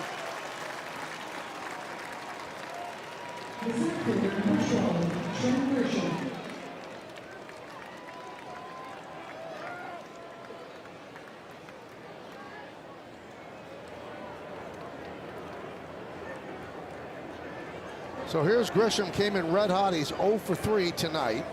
McMahon remains at first, held there by Kurtz.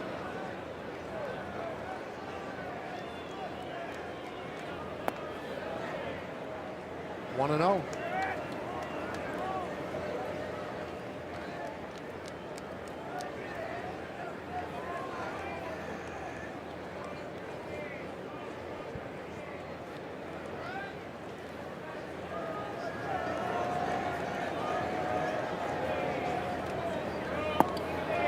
Two and 0 with Rice on deck.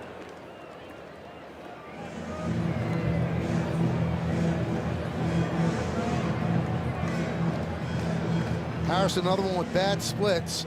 On the road, 1.15 ERA. At home, 4.91. 2-0. 3-0 on Grisham.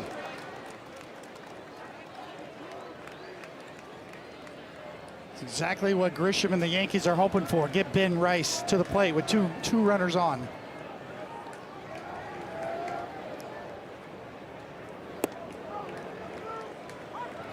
Dropped the fastball in for a strike, 3-1.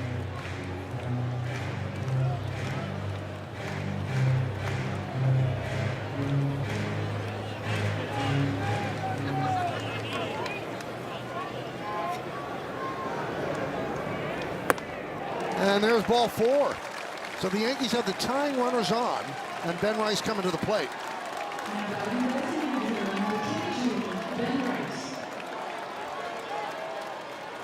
Pitching coach comes out and talks with Harris about how they're going to go at Ben Rice.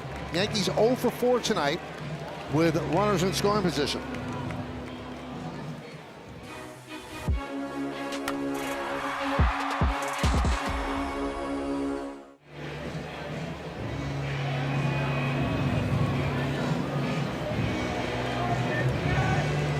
So Rice had a single in the first to left center. He struck out in the third, then walked in the fifth.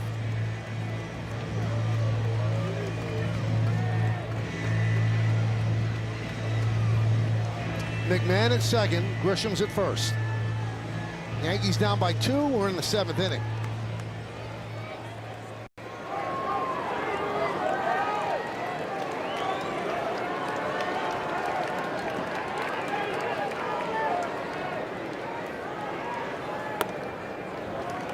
One and 0.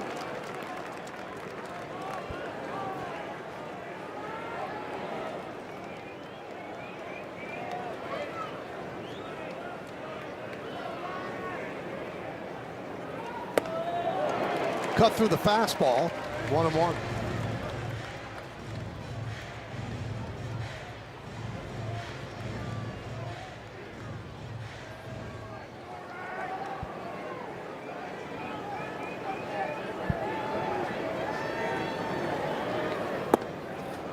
Two and 1 with Judge on deck. You know, we're talking about the value of a Goldschmidt, and he has been an unbelievable mentor toward Ben Rice, the guy who really has taken his position. Ooh, swing and a miss, slow curve. Took a little more off of this one even. 72 miles an hour.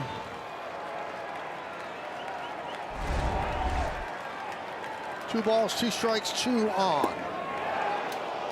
And the count is now full. Gives the Yankees a bit of an advantage on an extra base hit. The runners will go, so Grisham could score on a double.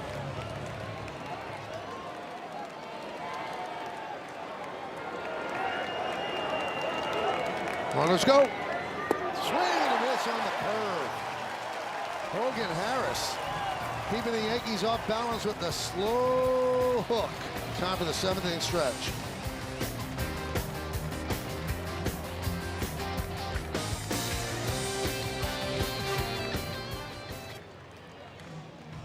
Base. Ginn was excellent. Shea Langoliers a home run, as did Soderstrom. Midnight hour. Want to take the time to wish my sister happy birthday. Sorry I wasn't there to celebrate with her today. J.C. Escara behind the plate, so happy birthday, Debbie. Right out to Chisholm. 1 away.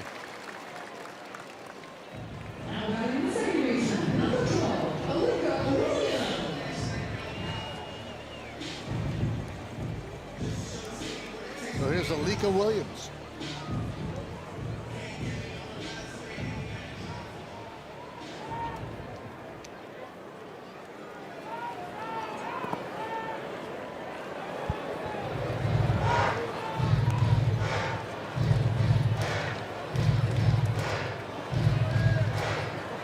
Like so many other Yankee starters that have been dealing this year, Weathers out there in the 7th inning.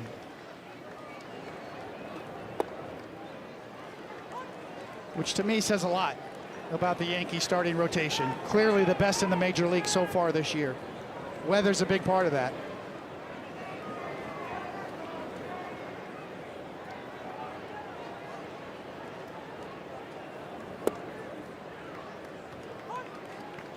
So behind the plate is Escara, and I had a conversation with him today, and he's been working on becoming a switch hitter. He's been taking batting practice right-handed, and I said, how come? And he said, well, I do everything else right-handed. He goes, mechanically, I feel very, locked in right-handed, and everybody keeps saying we need a right-handed catcher. Maybe it could be me. He's a terrific guy. If you get now that is that, talk to him. Yes, he is. That is outside the box thinking.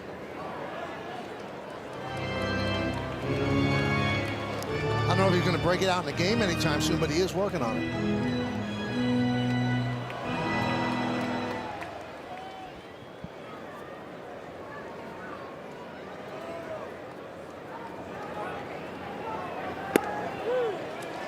Strike 3. Williams down looking. That's the 10th strikeout for Weathers.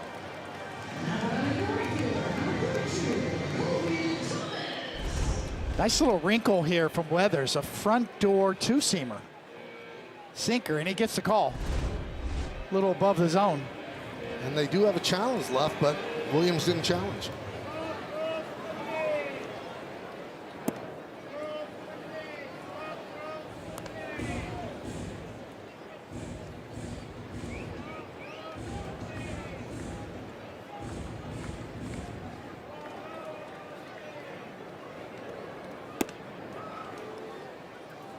Two and 0 on the leadoff hitter.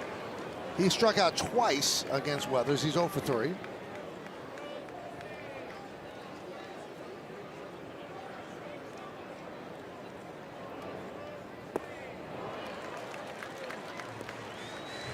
Two and 1. And even 100 pitches for Ryan Weathers.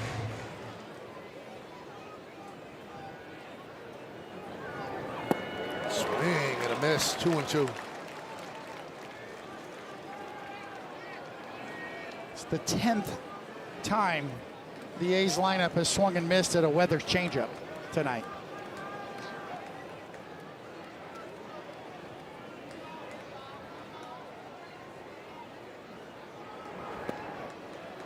Three and 2. So Camilo Doval is ready for the Yankees.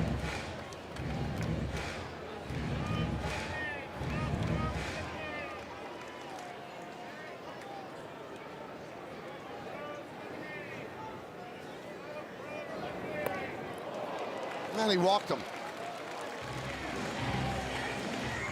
So do they leave him in for Kurtz? No, looks like they will not. 106 pitches for Weathers. Now, Boone just picked up the pace to jog out there. Maybe he wants to talk to him, look in his eyes, see if he's okay. But you've told me, David, that pitchers are liars. Absolutely, we're supposed to be. We lie about everything. I'm still lying. Good job by Weathers. He thought he was out of the game. He turned around and said, yes, I'm fine. Well, good confidence from Aaron Boone shown in Weathers here.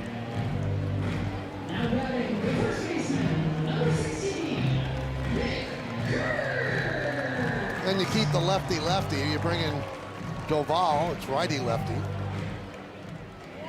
You see the splits. He does pretty well against lefties, but better against righties.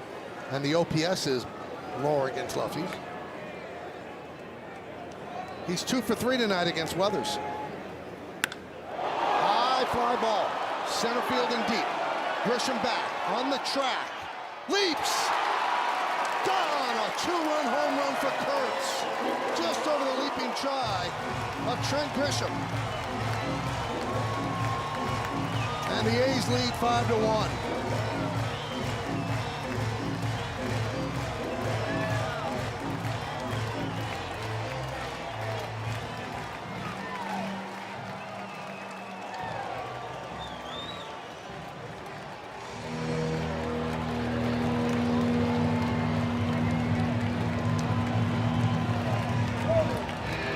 Well, Weathers obviously upset with himself. Manager kept him in there, and then this happened.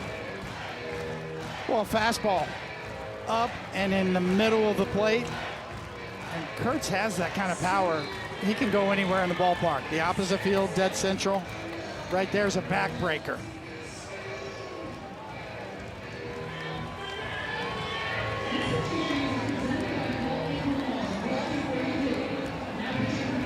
Baseball on Yes is brought to you in part by Chili's Big Crispy 3 for Me, the best $10.99 you can eat, by Memorial Sloan Kettering Cancer Center, and by Hyundai. Hyundai gives you America's best warranty on every new vehicle. Visit Hyundai.com for more information. The juxtaposition of those two dugouts and the frustration with Weathers and the elation of Kurtz.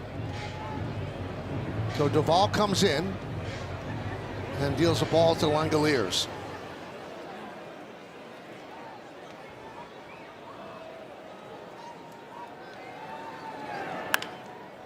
Grounded, third base. McMahon will get Langoliers, and that'll do it. But a big 2-run home run by Kurtz gives the A's a 4-run lead.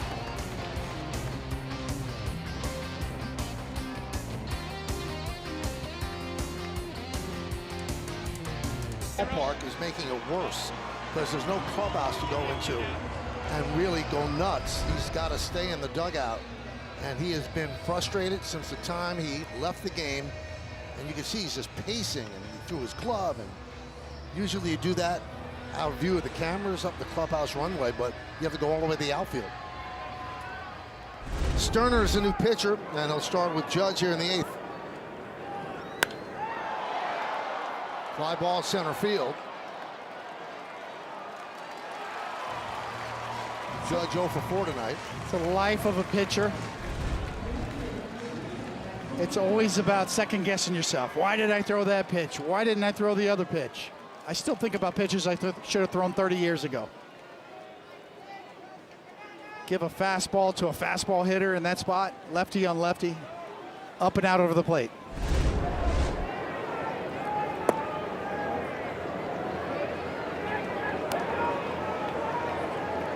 On the outfield side of the dugout, so if you're looking at the Yankee dugout on the first base side, the left side, there's a small room that is a bathroom, and it's really, really tiny. So he's been going in there and then coming back out.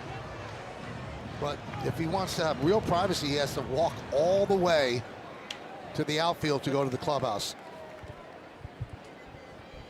And Michael, that's actually the Severino room that they built on both dugouts last year. There's just like a little bit larger room and then the actual bathroom, but you see him closing the door. The front part of it was just recently constructed going into this season. So giving pitchers and whoever else maybe a little bit more room, but not much. He has to get back out in that dugout and eventually cross the field to that clubhouse back in center field when it's all said and done.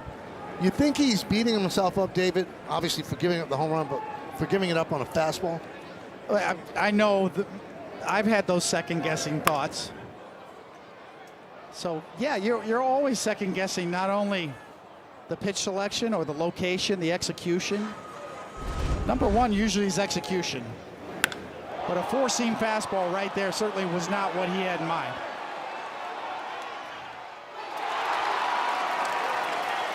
Especially after your manager just came out and showed confidence and left you in the game. It's an absolute crusher. Been there, done that. Know how it feels.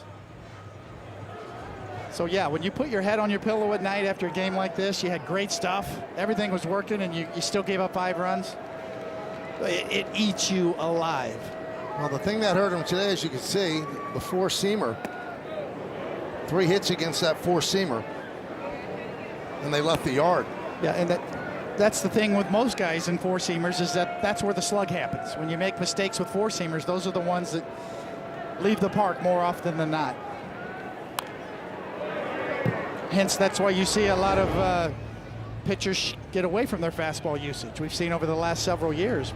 Pitchers throwing harder than ever, but throwing fewer fastballs than ever. Because when you make a mistake with a four-seamer, it's straight. Hitters sit on fastballs. They never get off of them. And that's where the damage is done.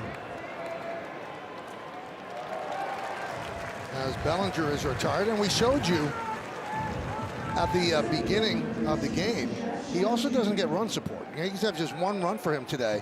Coming into this game, they scored 0 runs for him in 5 of 10 starts. So he has not been the guy who's been the beneficiary of an offensive outburst. It's a great point, and that puts more pressure on a starter. He was fantastic tonight. He had great stuff. 2 pitches, he would want back. And that's all it takes to ruin your night. 1-0 on Josh Chisholm. He's 1 for 3.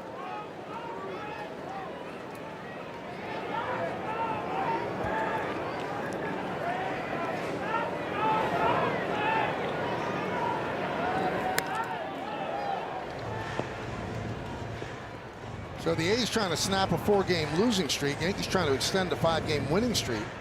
Now the A's did go into New York, and they won 2 out of 3. They lost the first game, and then they won the next 2. And the A's right now, you want to face them now because they've been playing poorly. Got swept by the Mariners and lost yesterday to the Yanks. They've been sloppy defensively as well, but they're leading 5-1 now here in the 8th inning with 2 outs.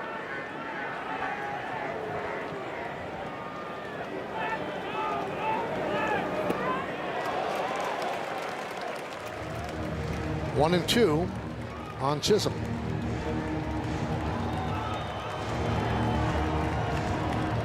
There's Jack Perkins, the only Athletics pitcher that didn't pitch last night.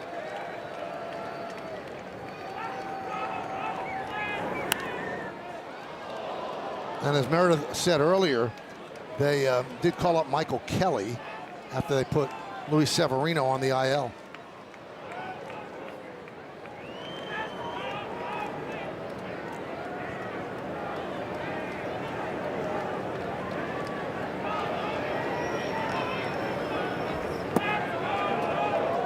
Very close take. 2-2.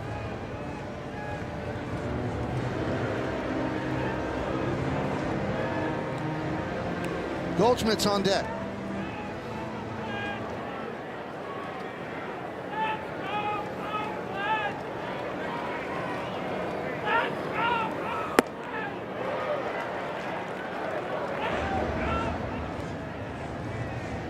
Count is full.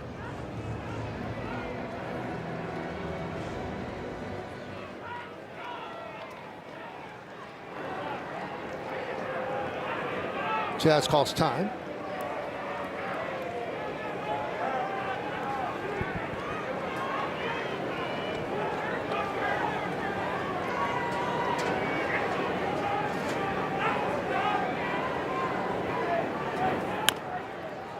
Tap back to the mound. Sterner. He works a 1-2-3 inning. We're going to go to the bottom of the 8th. Yankees are down by 4.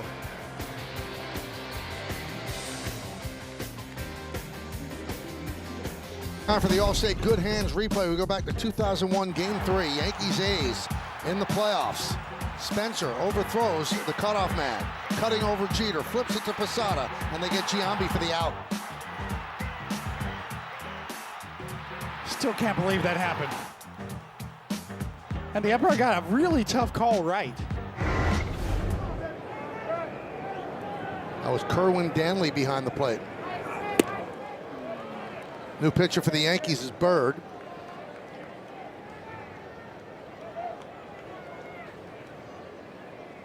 Last pitched on Monday.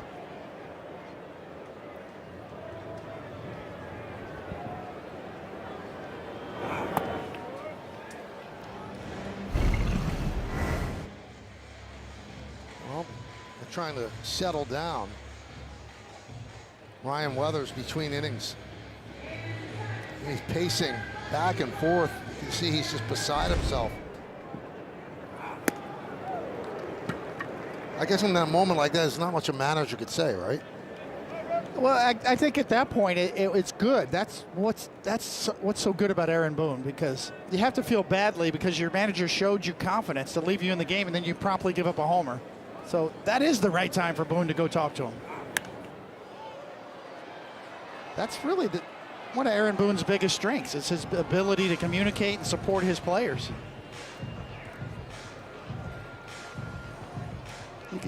Managers are always subject to second guessing, right? Strategy, should have done this, shouldn't have done that. What about the lineup? What about the pitching changes? That's never going to end, but what Boone does so well is what we just saw. Ooh, sounds like it got the end of the bat. Well, they're saying that it got the hand. So Rooker is hit by a pitch.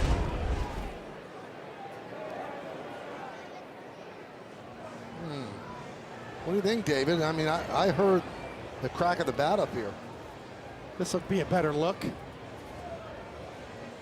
I mean, it happens so fast. It's so hard to see. Let's listen to this, see if we can pick up anything from the sound. I don't think a finger sounds like that. It could get both, obviously.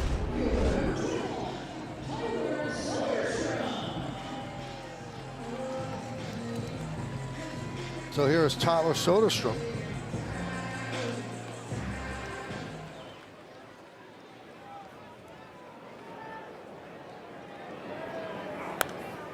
Foul back.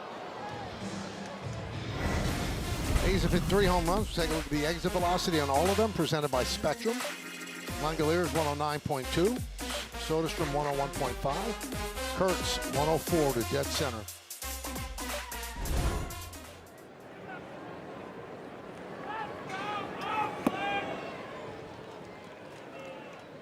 1-1.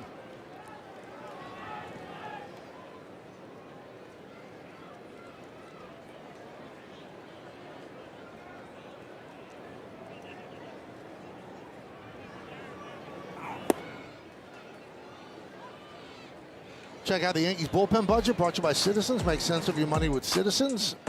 Paul Blackburn obviously will not be used tonight. Everybody else is available. Thursday was an off day, and the Yankee starters have been so good they have not had to use the bullpen all that much. Line down the right field line. It's a base hit. Cutting over is Judge. Cuts the ball off on the warning track.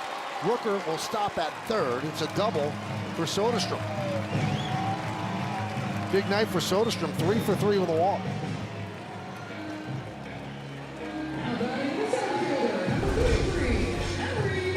Yeah, he gets a high breaking ball. And Judge does a good job of getting over there and cutting this off, because it gets by him, the run scores.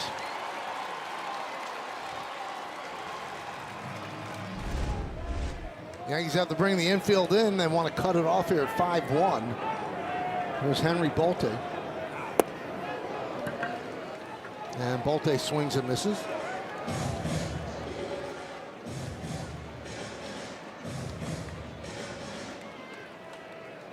Rooker at third. Soderstrom at second. Nobody out. 0-2.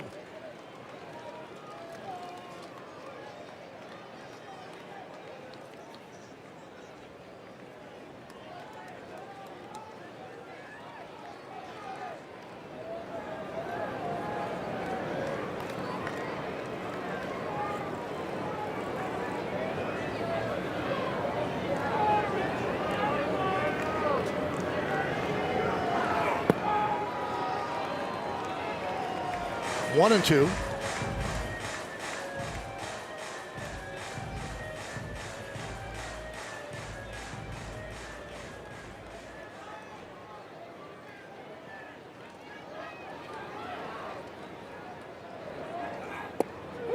Strike three. Bolte down looking. Big strikeout for Bird. I was waiting for Bird to break this one out, and he comes right in the front door and locks him up. You can see that front knee buckle from Bolte. A good sweeper.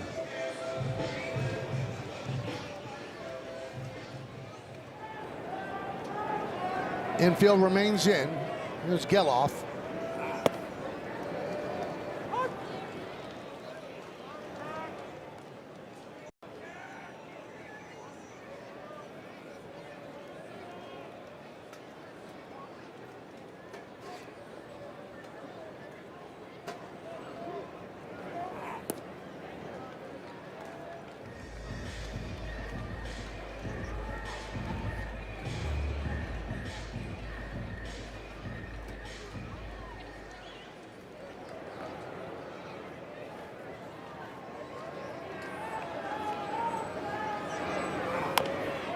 One and two.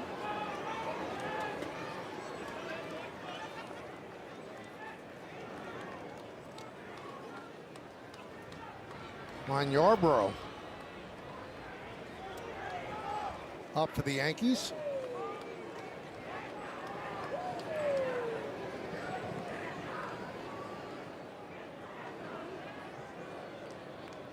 The 1-2. And that got Adam Beck.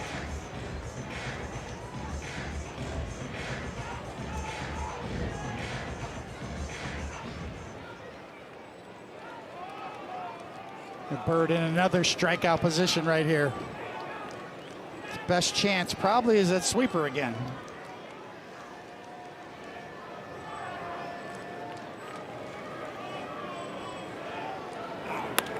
Line drive, it's a base hit. Rooker scores. They'll hold Soderstrom. Ball is cut off by McMahon. It's an RBI single for Geloff, and it's 6-1 A's.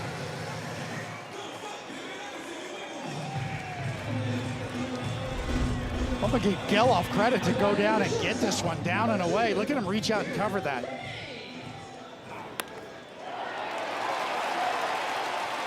Well, before that hit, over the last 5 games, the A's were 2 for 28 with runners in scoring position. In this series, they were 1 for 11 and 0 for 3 tonight. That was nice hitting right there.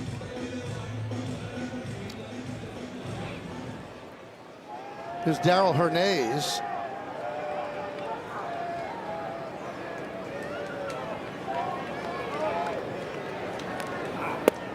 Yankees back up for the double play. A strike to Hernandez.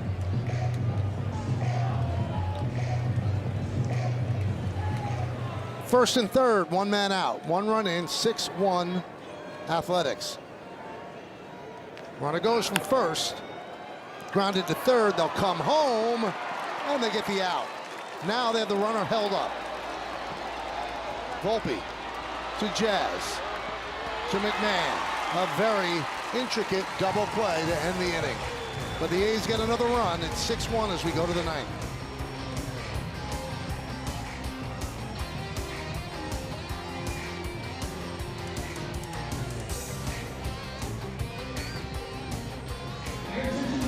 That Yankee, here are the clues. Pretty good career. What do you have, Dave? I think it was Herb Pennock. Let's see. That's who it was. Nice job. We can't have video on Pennock, can we? We do. Wow. Before numbers and the NY. Looked like he came sidearm, David. Yes, he did.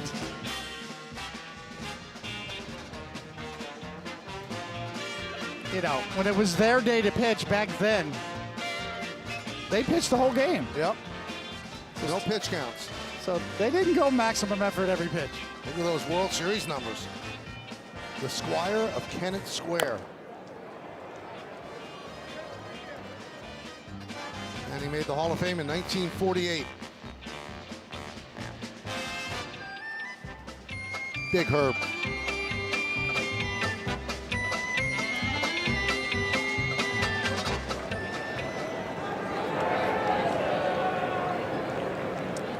So Jack Perkins on the mound. 0-2. You got to really reach back in Yankee pitching. You know, to go back to Herb Pennock.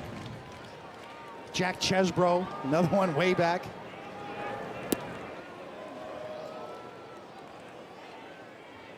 It's amazing the pitchers that the Red Sox provided the Yankees. It's just unbelievable. Red roughing. Strike 3. Goldschmidt down on strikes. And he's going to challenge it. Why not, he said. It's a strike.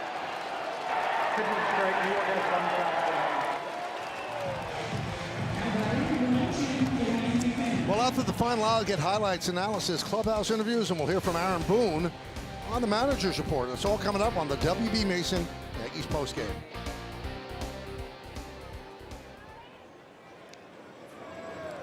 There's Ryan McMahon.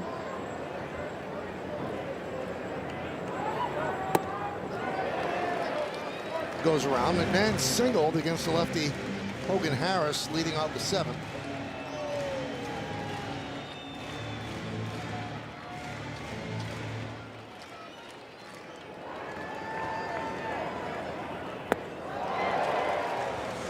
and 2.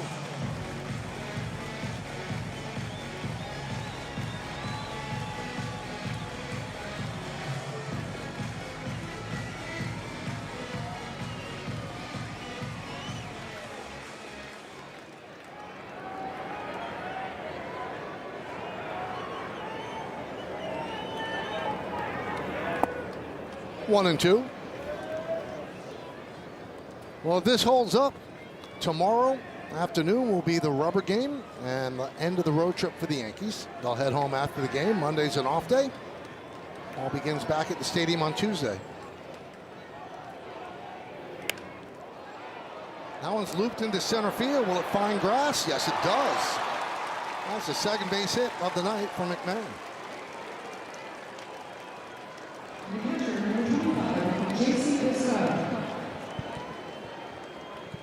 Well, Tuesday on Yes, host Gracie Cashman sits down with former New York Giants running back Otis Anderson for a deep dive into the numbers that defined his career.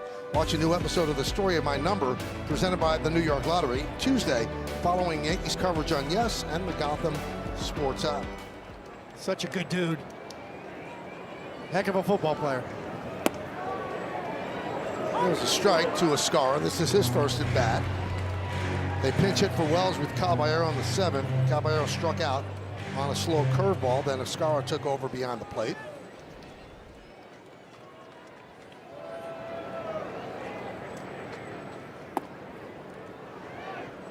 Yankees need base runners. That's at the top of the order.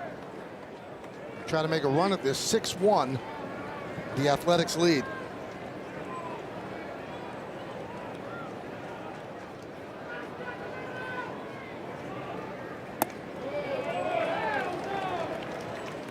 Two and one.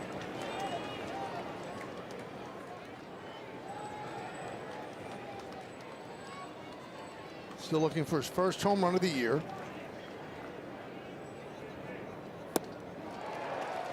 Nice breaking ball. Count 2-2.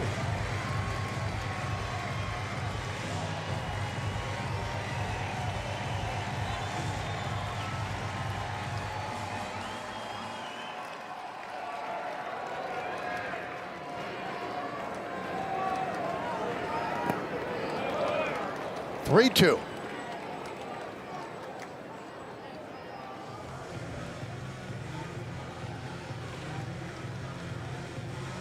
Volpe is on deck. A's have 8 hits, the Yankees have 6. 2 errors for the A's. Grounded foul.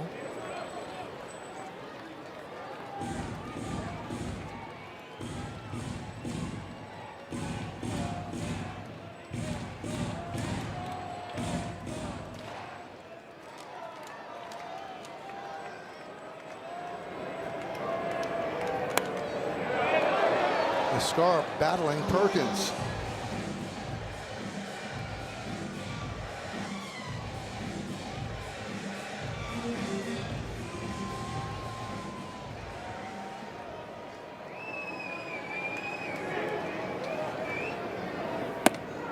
And he worked a walk.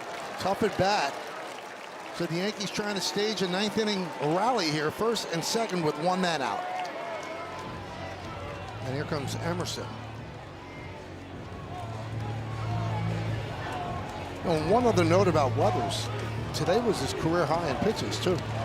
Previous career high was 101. Well, when you get Gotham, you get live games and more exclusive Yankees content. Download the Gotham Sports app to stream highlights, pregame features, postgame sound, podcast, original series, and so much more. And it's all free to access with an eligible TV subscription, so sign in today. See a Yankee shortstop up there, and we should note that on this date in 1995, Derek Jeter got his first big league hit in Seattle, and the guy who greeted him at first base and congratulated him was Tino Martinez, who became one of his best friends.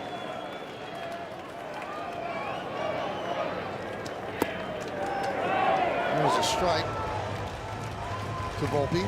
That was before you got there. Well, I remember the first time I saw Derek, he actually came up. I think Tony Fernandez was out or had a family issue. Derek had a couple of hits or got a big booming double in that game. Derek Jeter steps in and gets And there it is, first of many. He's just one of those guys that was ready for the big leagues.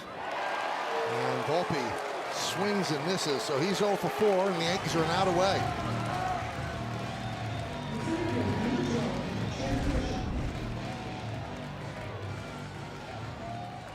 Good riding action. Very true carry to that fastball, right through. So here's Grisham, 0 for 3 with a walk.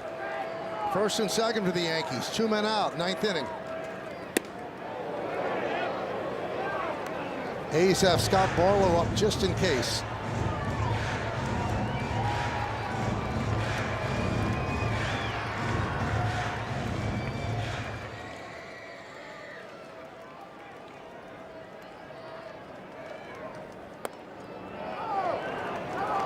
2-0. Perkins trying to make it interesting.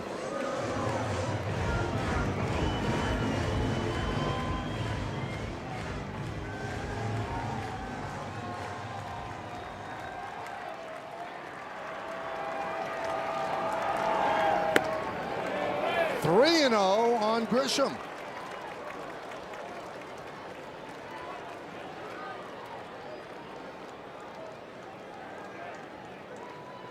That guy on deck, and you know who's behind him in the hole.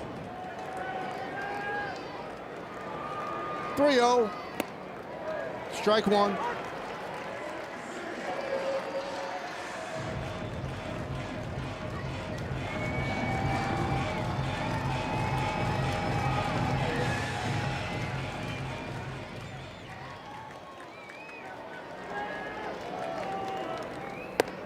Ball four, the bases are loaded, and here comes Rice. Boy, that run in the 8th inning looms really large. Rice would be the tying run right now.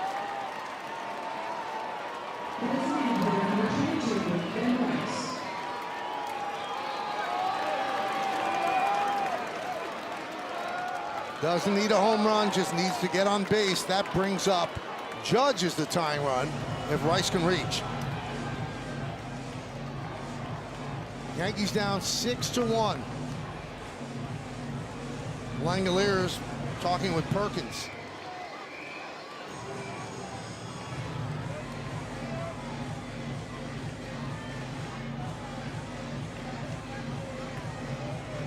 It's not going to be Perkins. As they will call on Scott Barlow.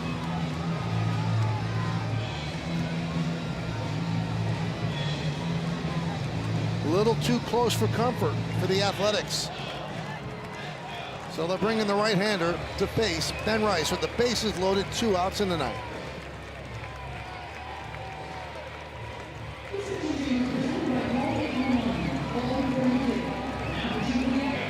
So the A's bring in Scott Barlow, and Ben Rice very familiar with Barlow. Let's go back to last night, and this is what Rice did against Barlow.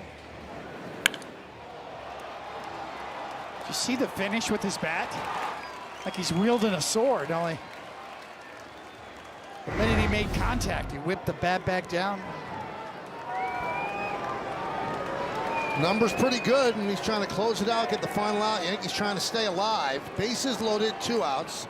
Rice at the plate, Judge on deck.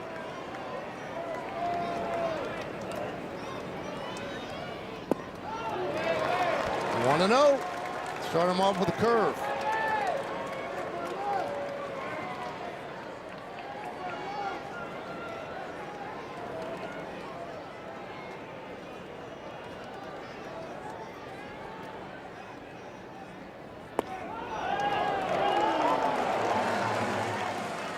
Barlow has allowed 9 earned runs this year. That's going to be challenged, and they've all been here in Sacramento. It's a good challenge. It's a challenge. The Yankees still have their challenge remaining, and now it's a 2-0 count on Rice.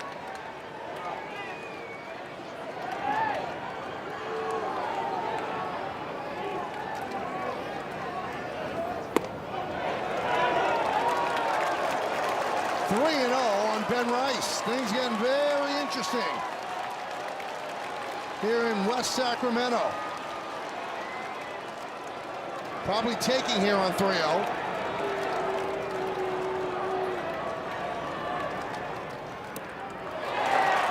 They called a strike, and that's going to be challenged by Rice. He challenged quickly. He was heading to first. He thought that was inside. Let's see. Ooh, he was wrong.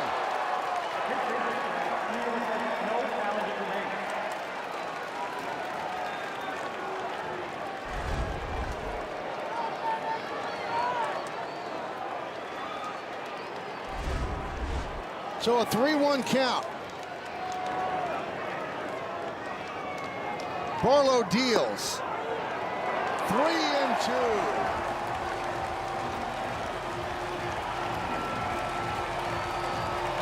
Bases loaded, 2 outs, 9th inning. The runners will go on a 3-2 pitch. Crowd standing. The payoff, way outside. He worked the walk. Coming in to score is McMahon. It is 6-2. An RBI for Rice, and that'll bring up Judge as the tying run.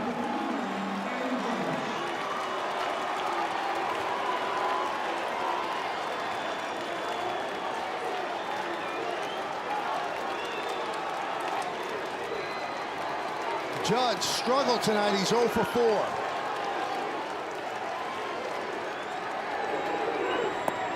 Way outside.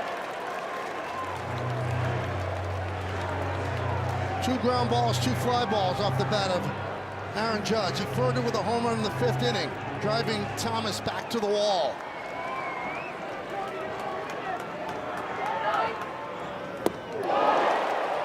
Swings to a curveball, 1-1. Wow. Breaking ball right there.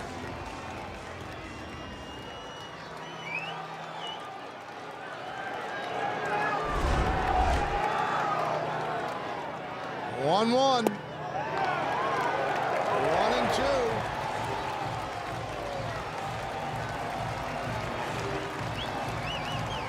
They wanted the challenge, but they're out of challenges.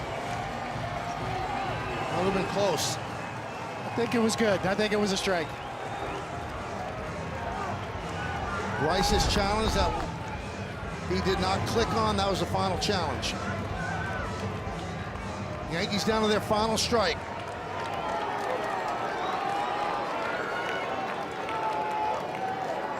The 1-2. Now the A's are challenging, and this is a challenge. The game is on the line on this challenge. Nope. Nope. Good challenge by Langoliers. Good try. Why not?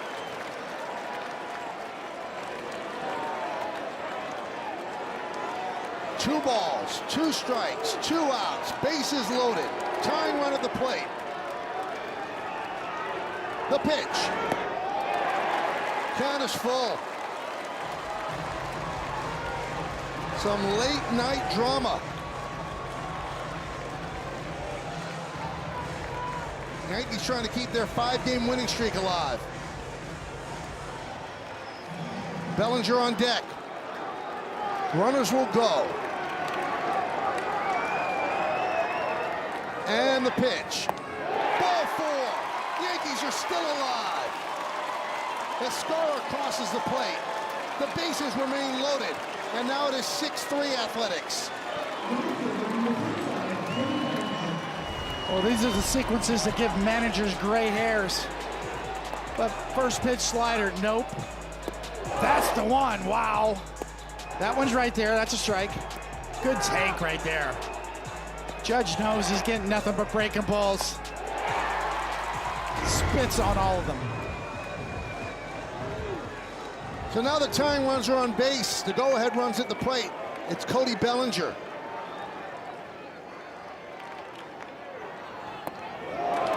Barlow having trouble throwing strikes, 1-0. Bellinger with 9 grand slams in his career. Michael Kelly is up.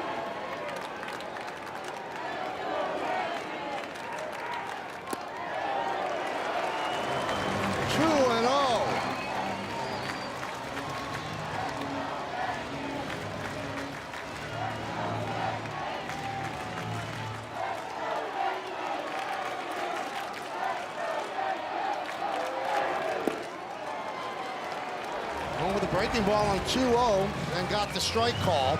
2-1. Well, Barlow lives and dies with that sweeper.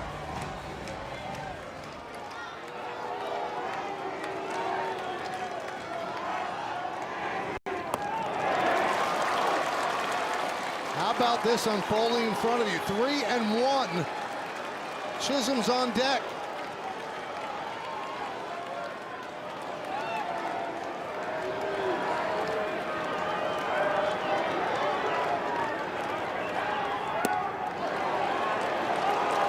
Another 3-2 count with 2 outs and the bases loaded. The runners will go.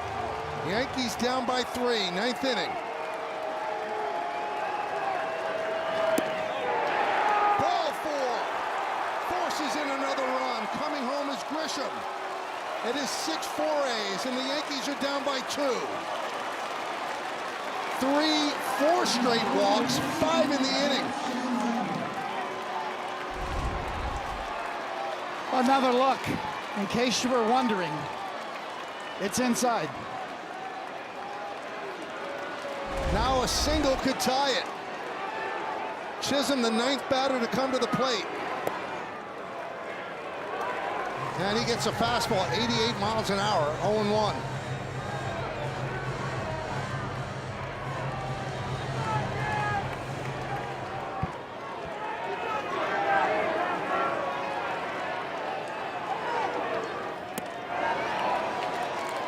One and one. Neither team has a challenge remaining. 0 for 3 lifetime against Barlow with 2 strikeouts. Goldschmidt on deck.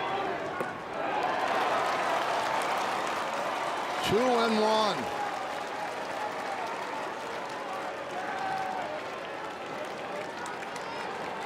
Collar getting a little bit tighter around Barlow.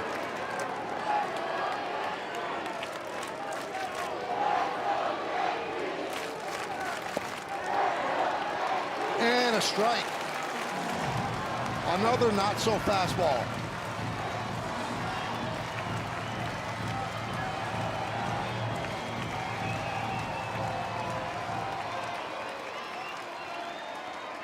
Two and 2. Ground ball right to Kurtz. He goes to the bag and the A's hold on. The Yankee rally just falls short. Their 5-game winning streak is over and they lose to the Athletics 6-4. What an interesting 9th inning as the A's tried to implode, but just held on. Yankees scored 3 runs on just 1 hit and 5 walks, and they left the bases loaded. That sort of night, weather still going over that pitch that resulted in a home run.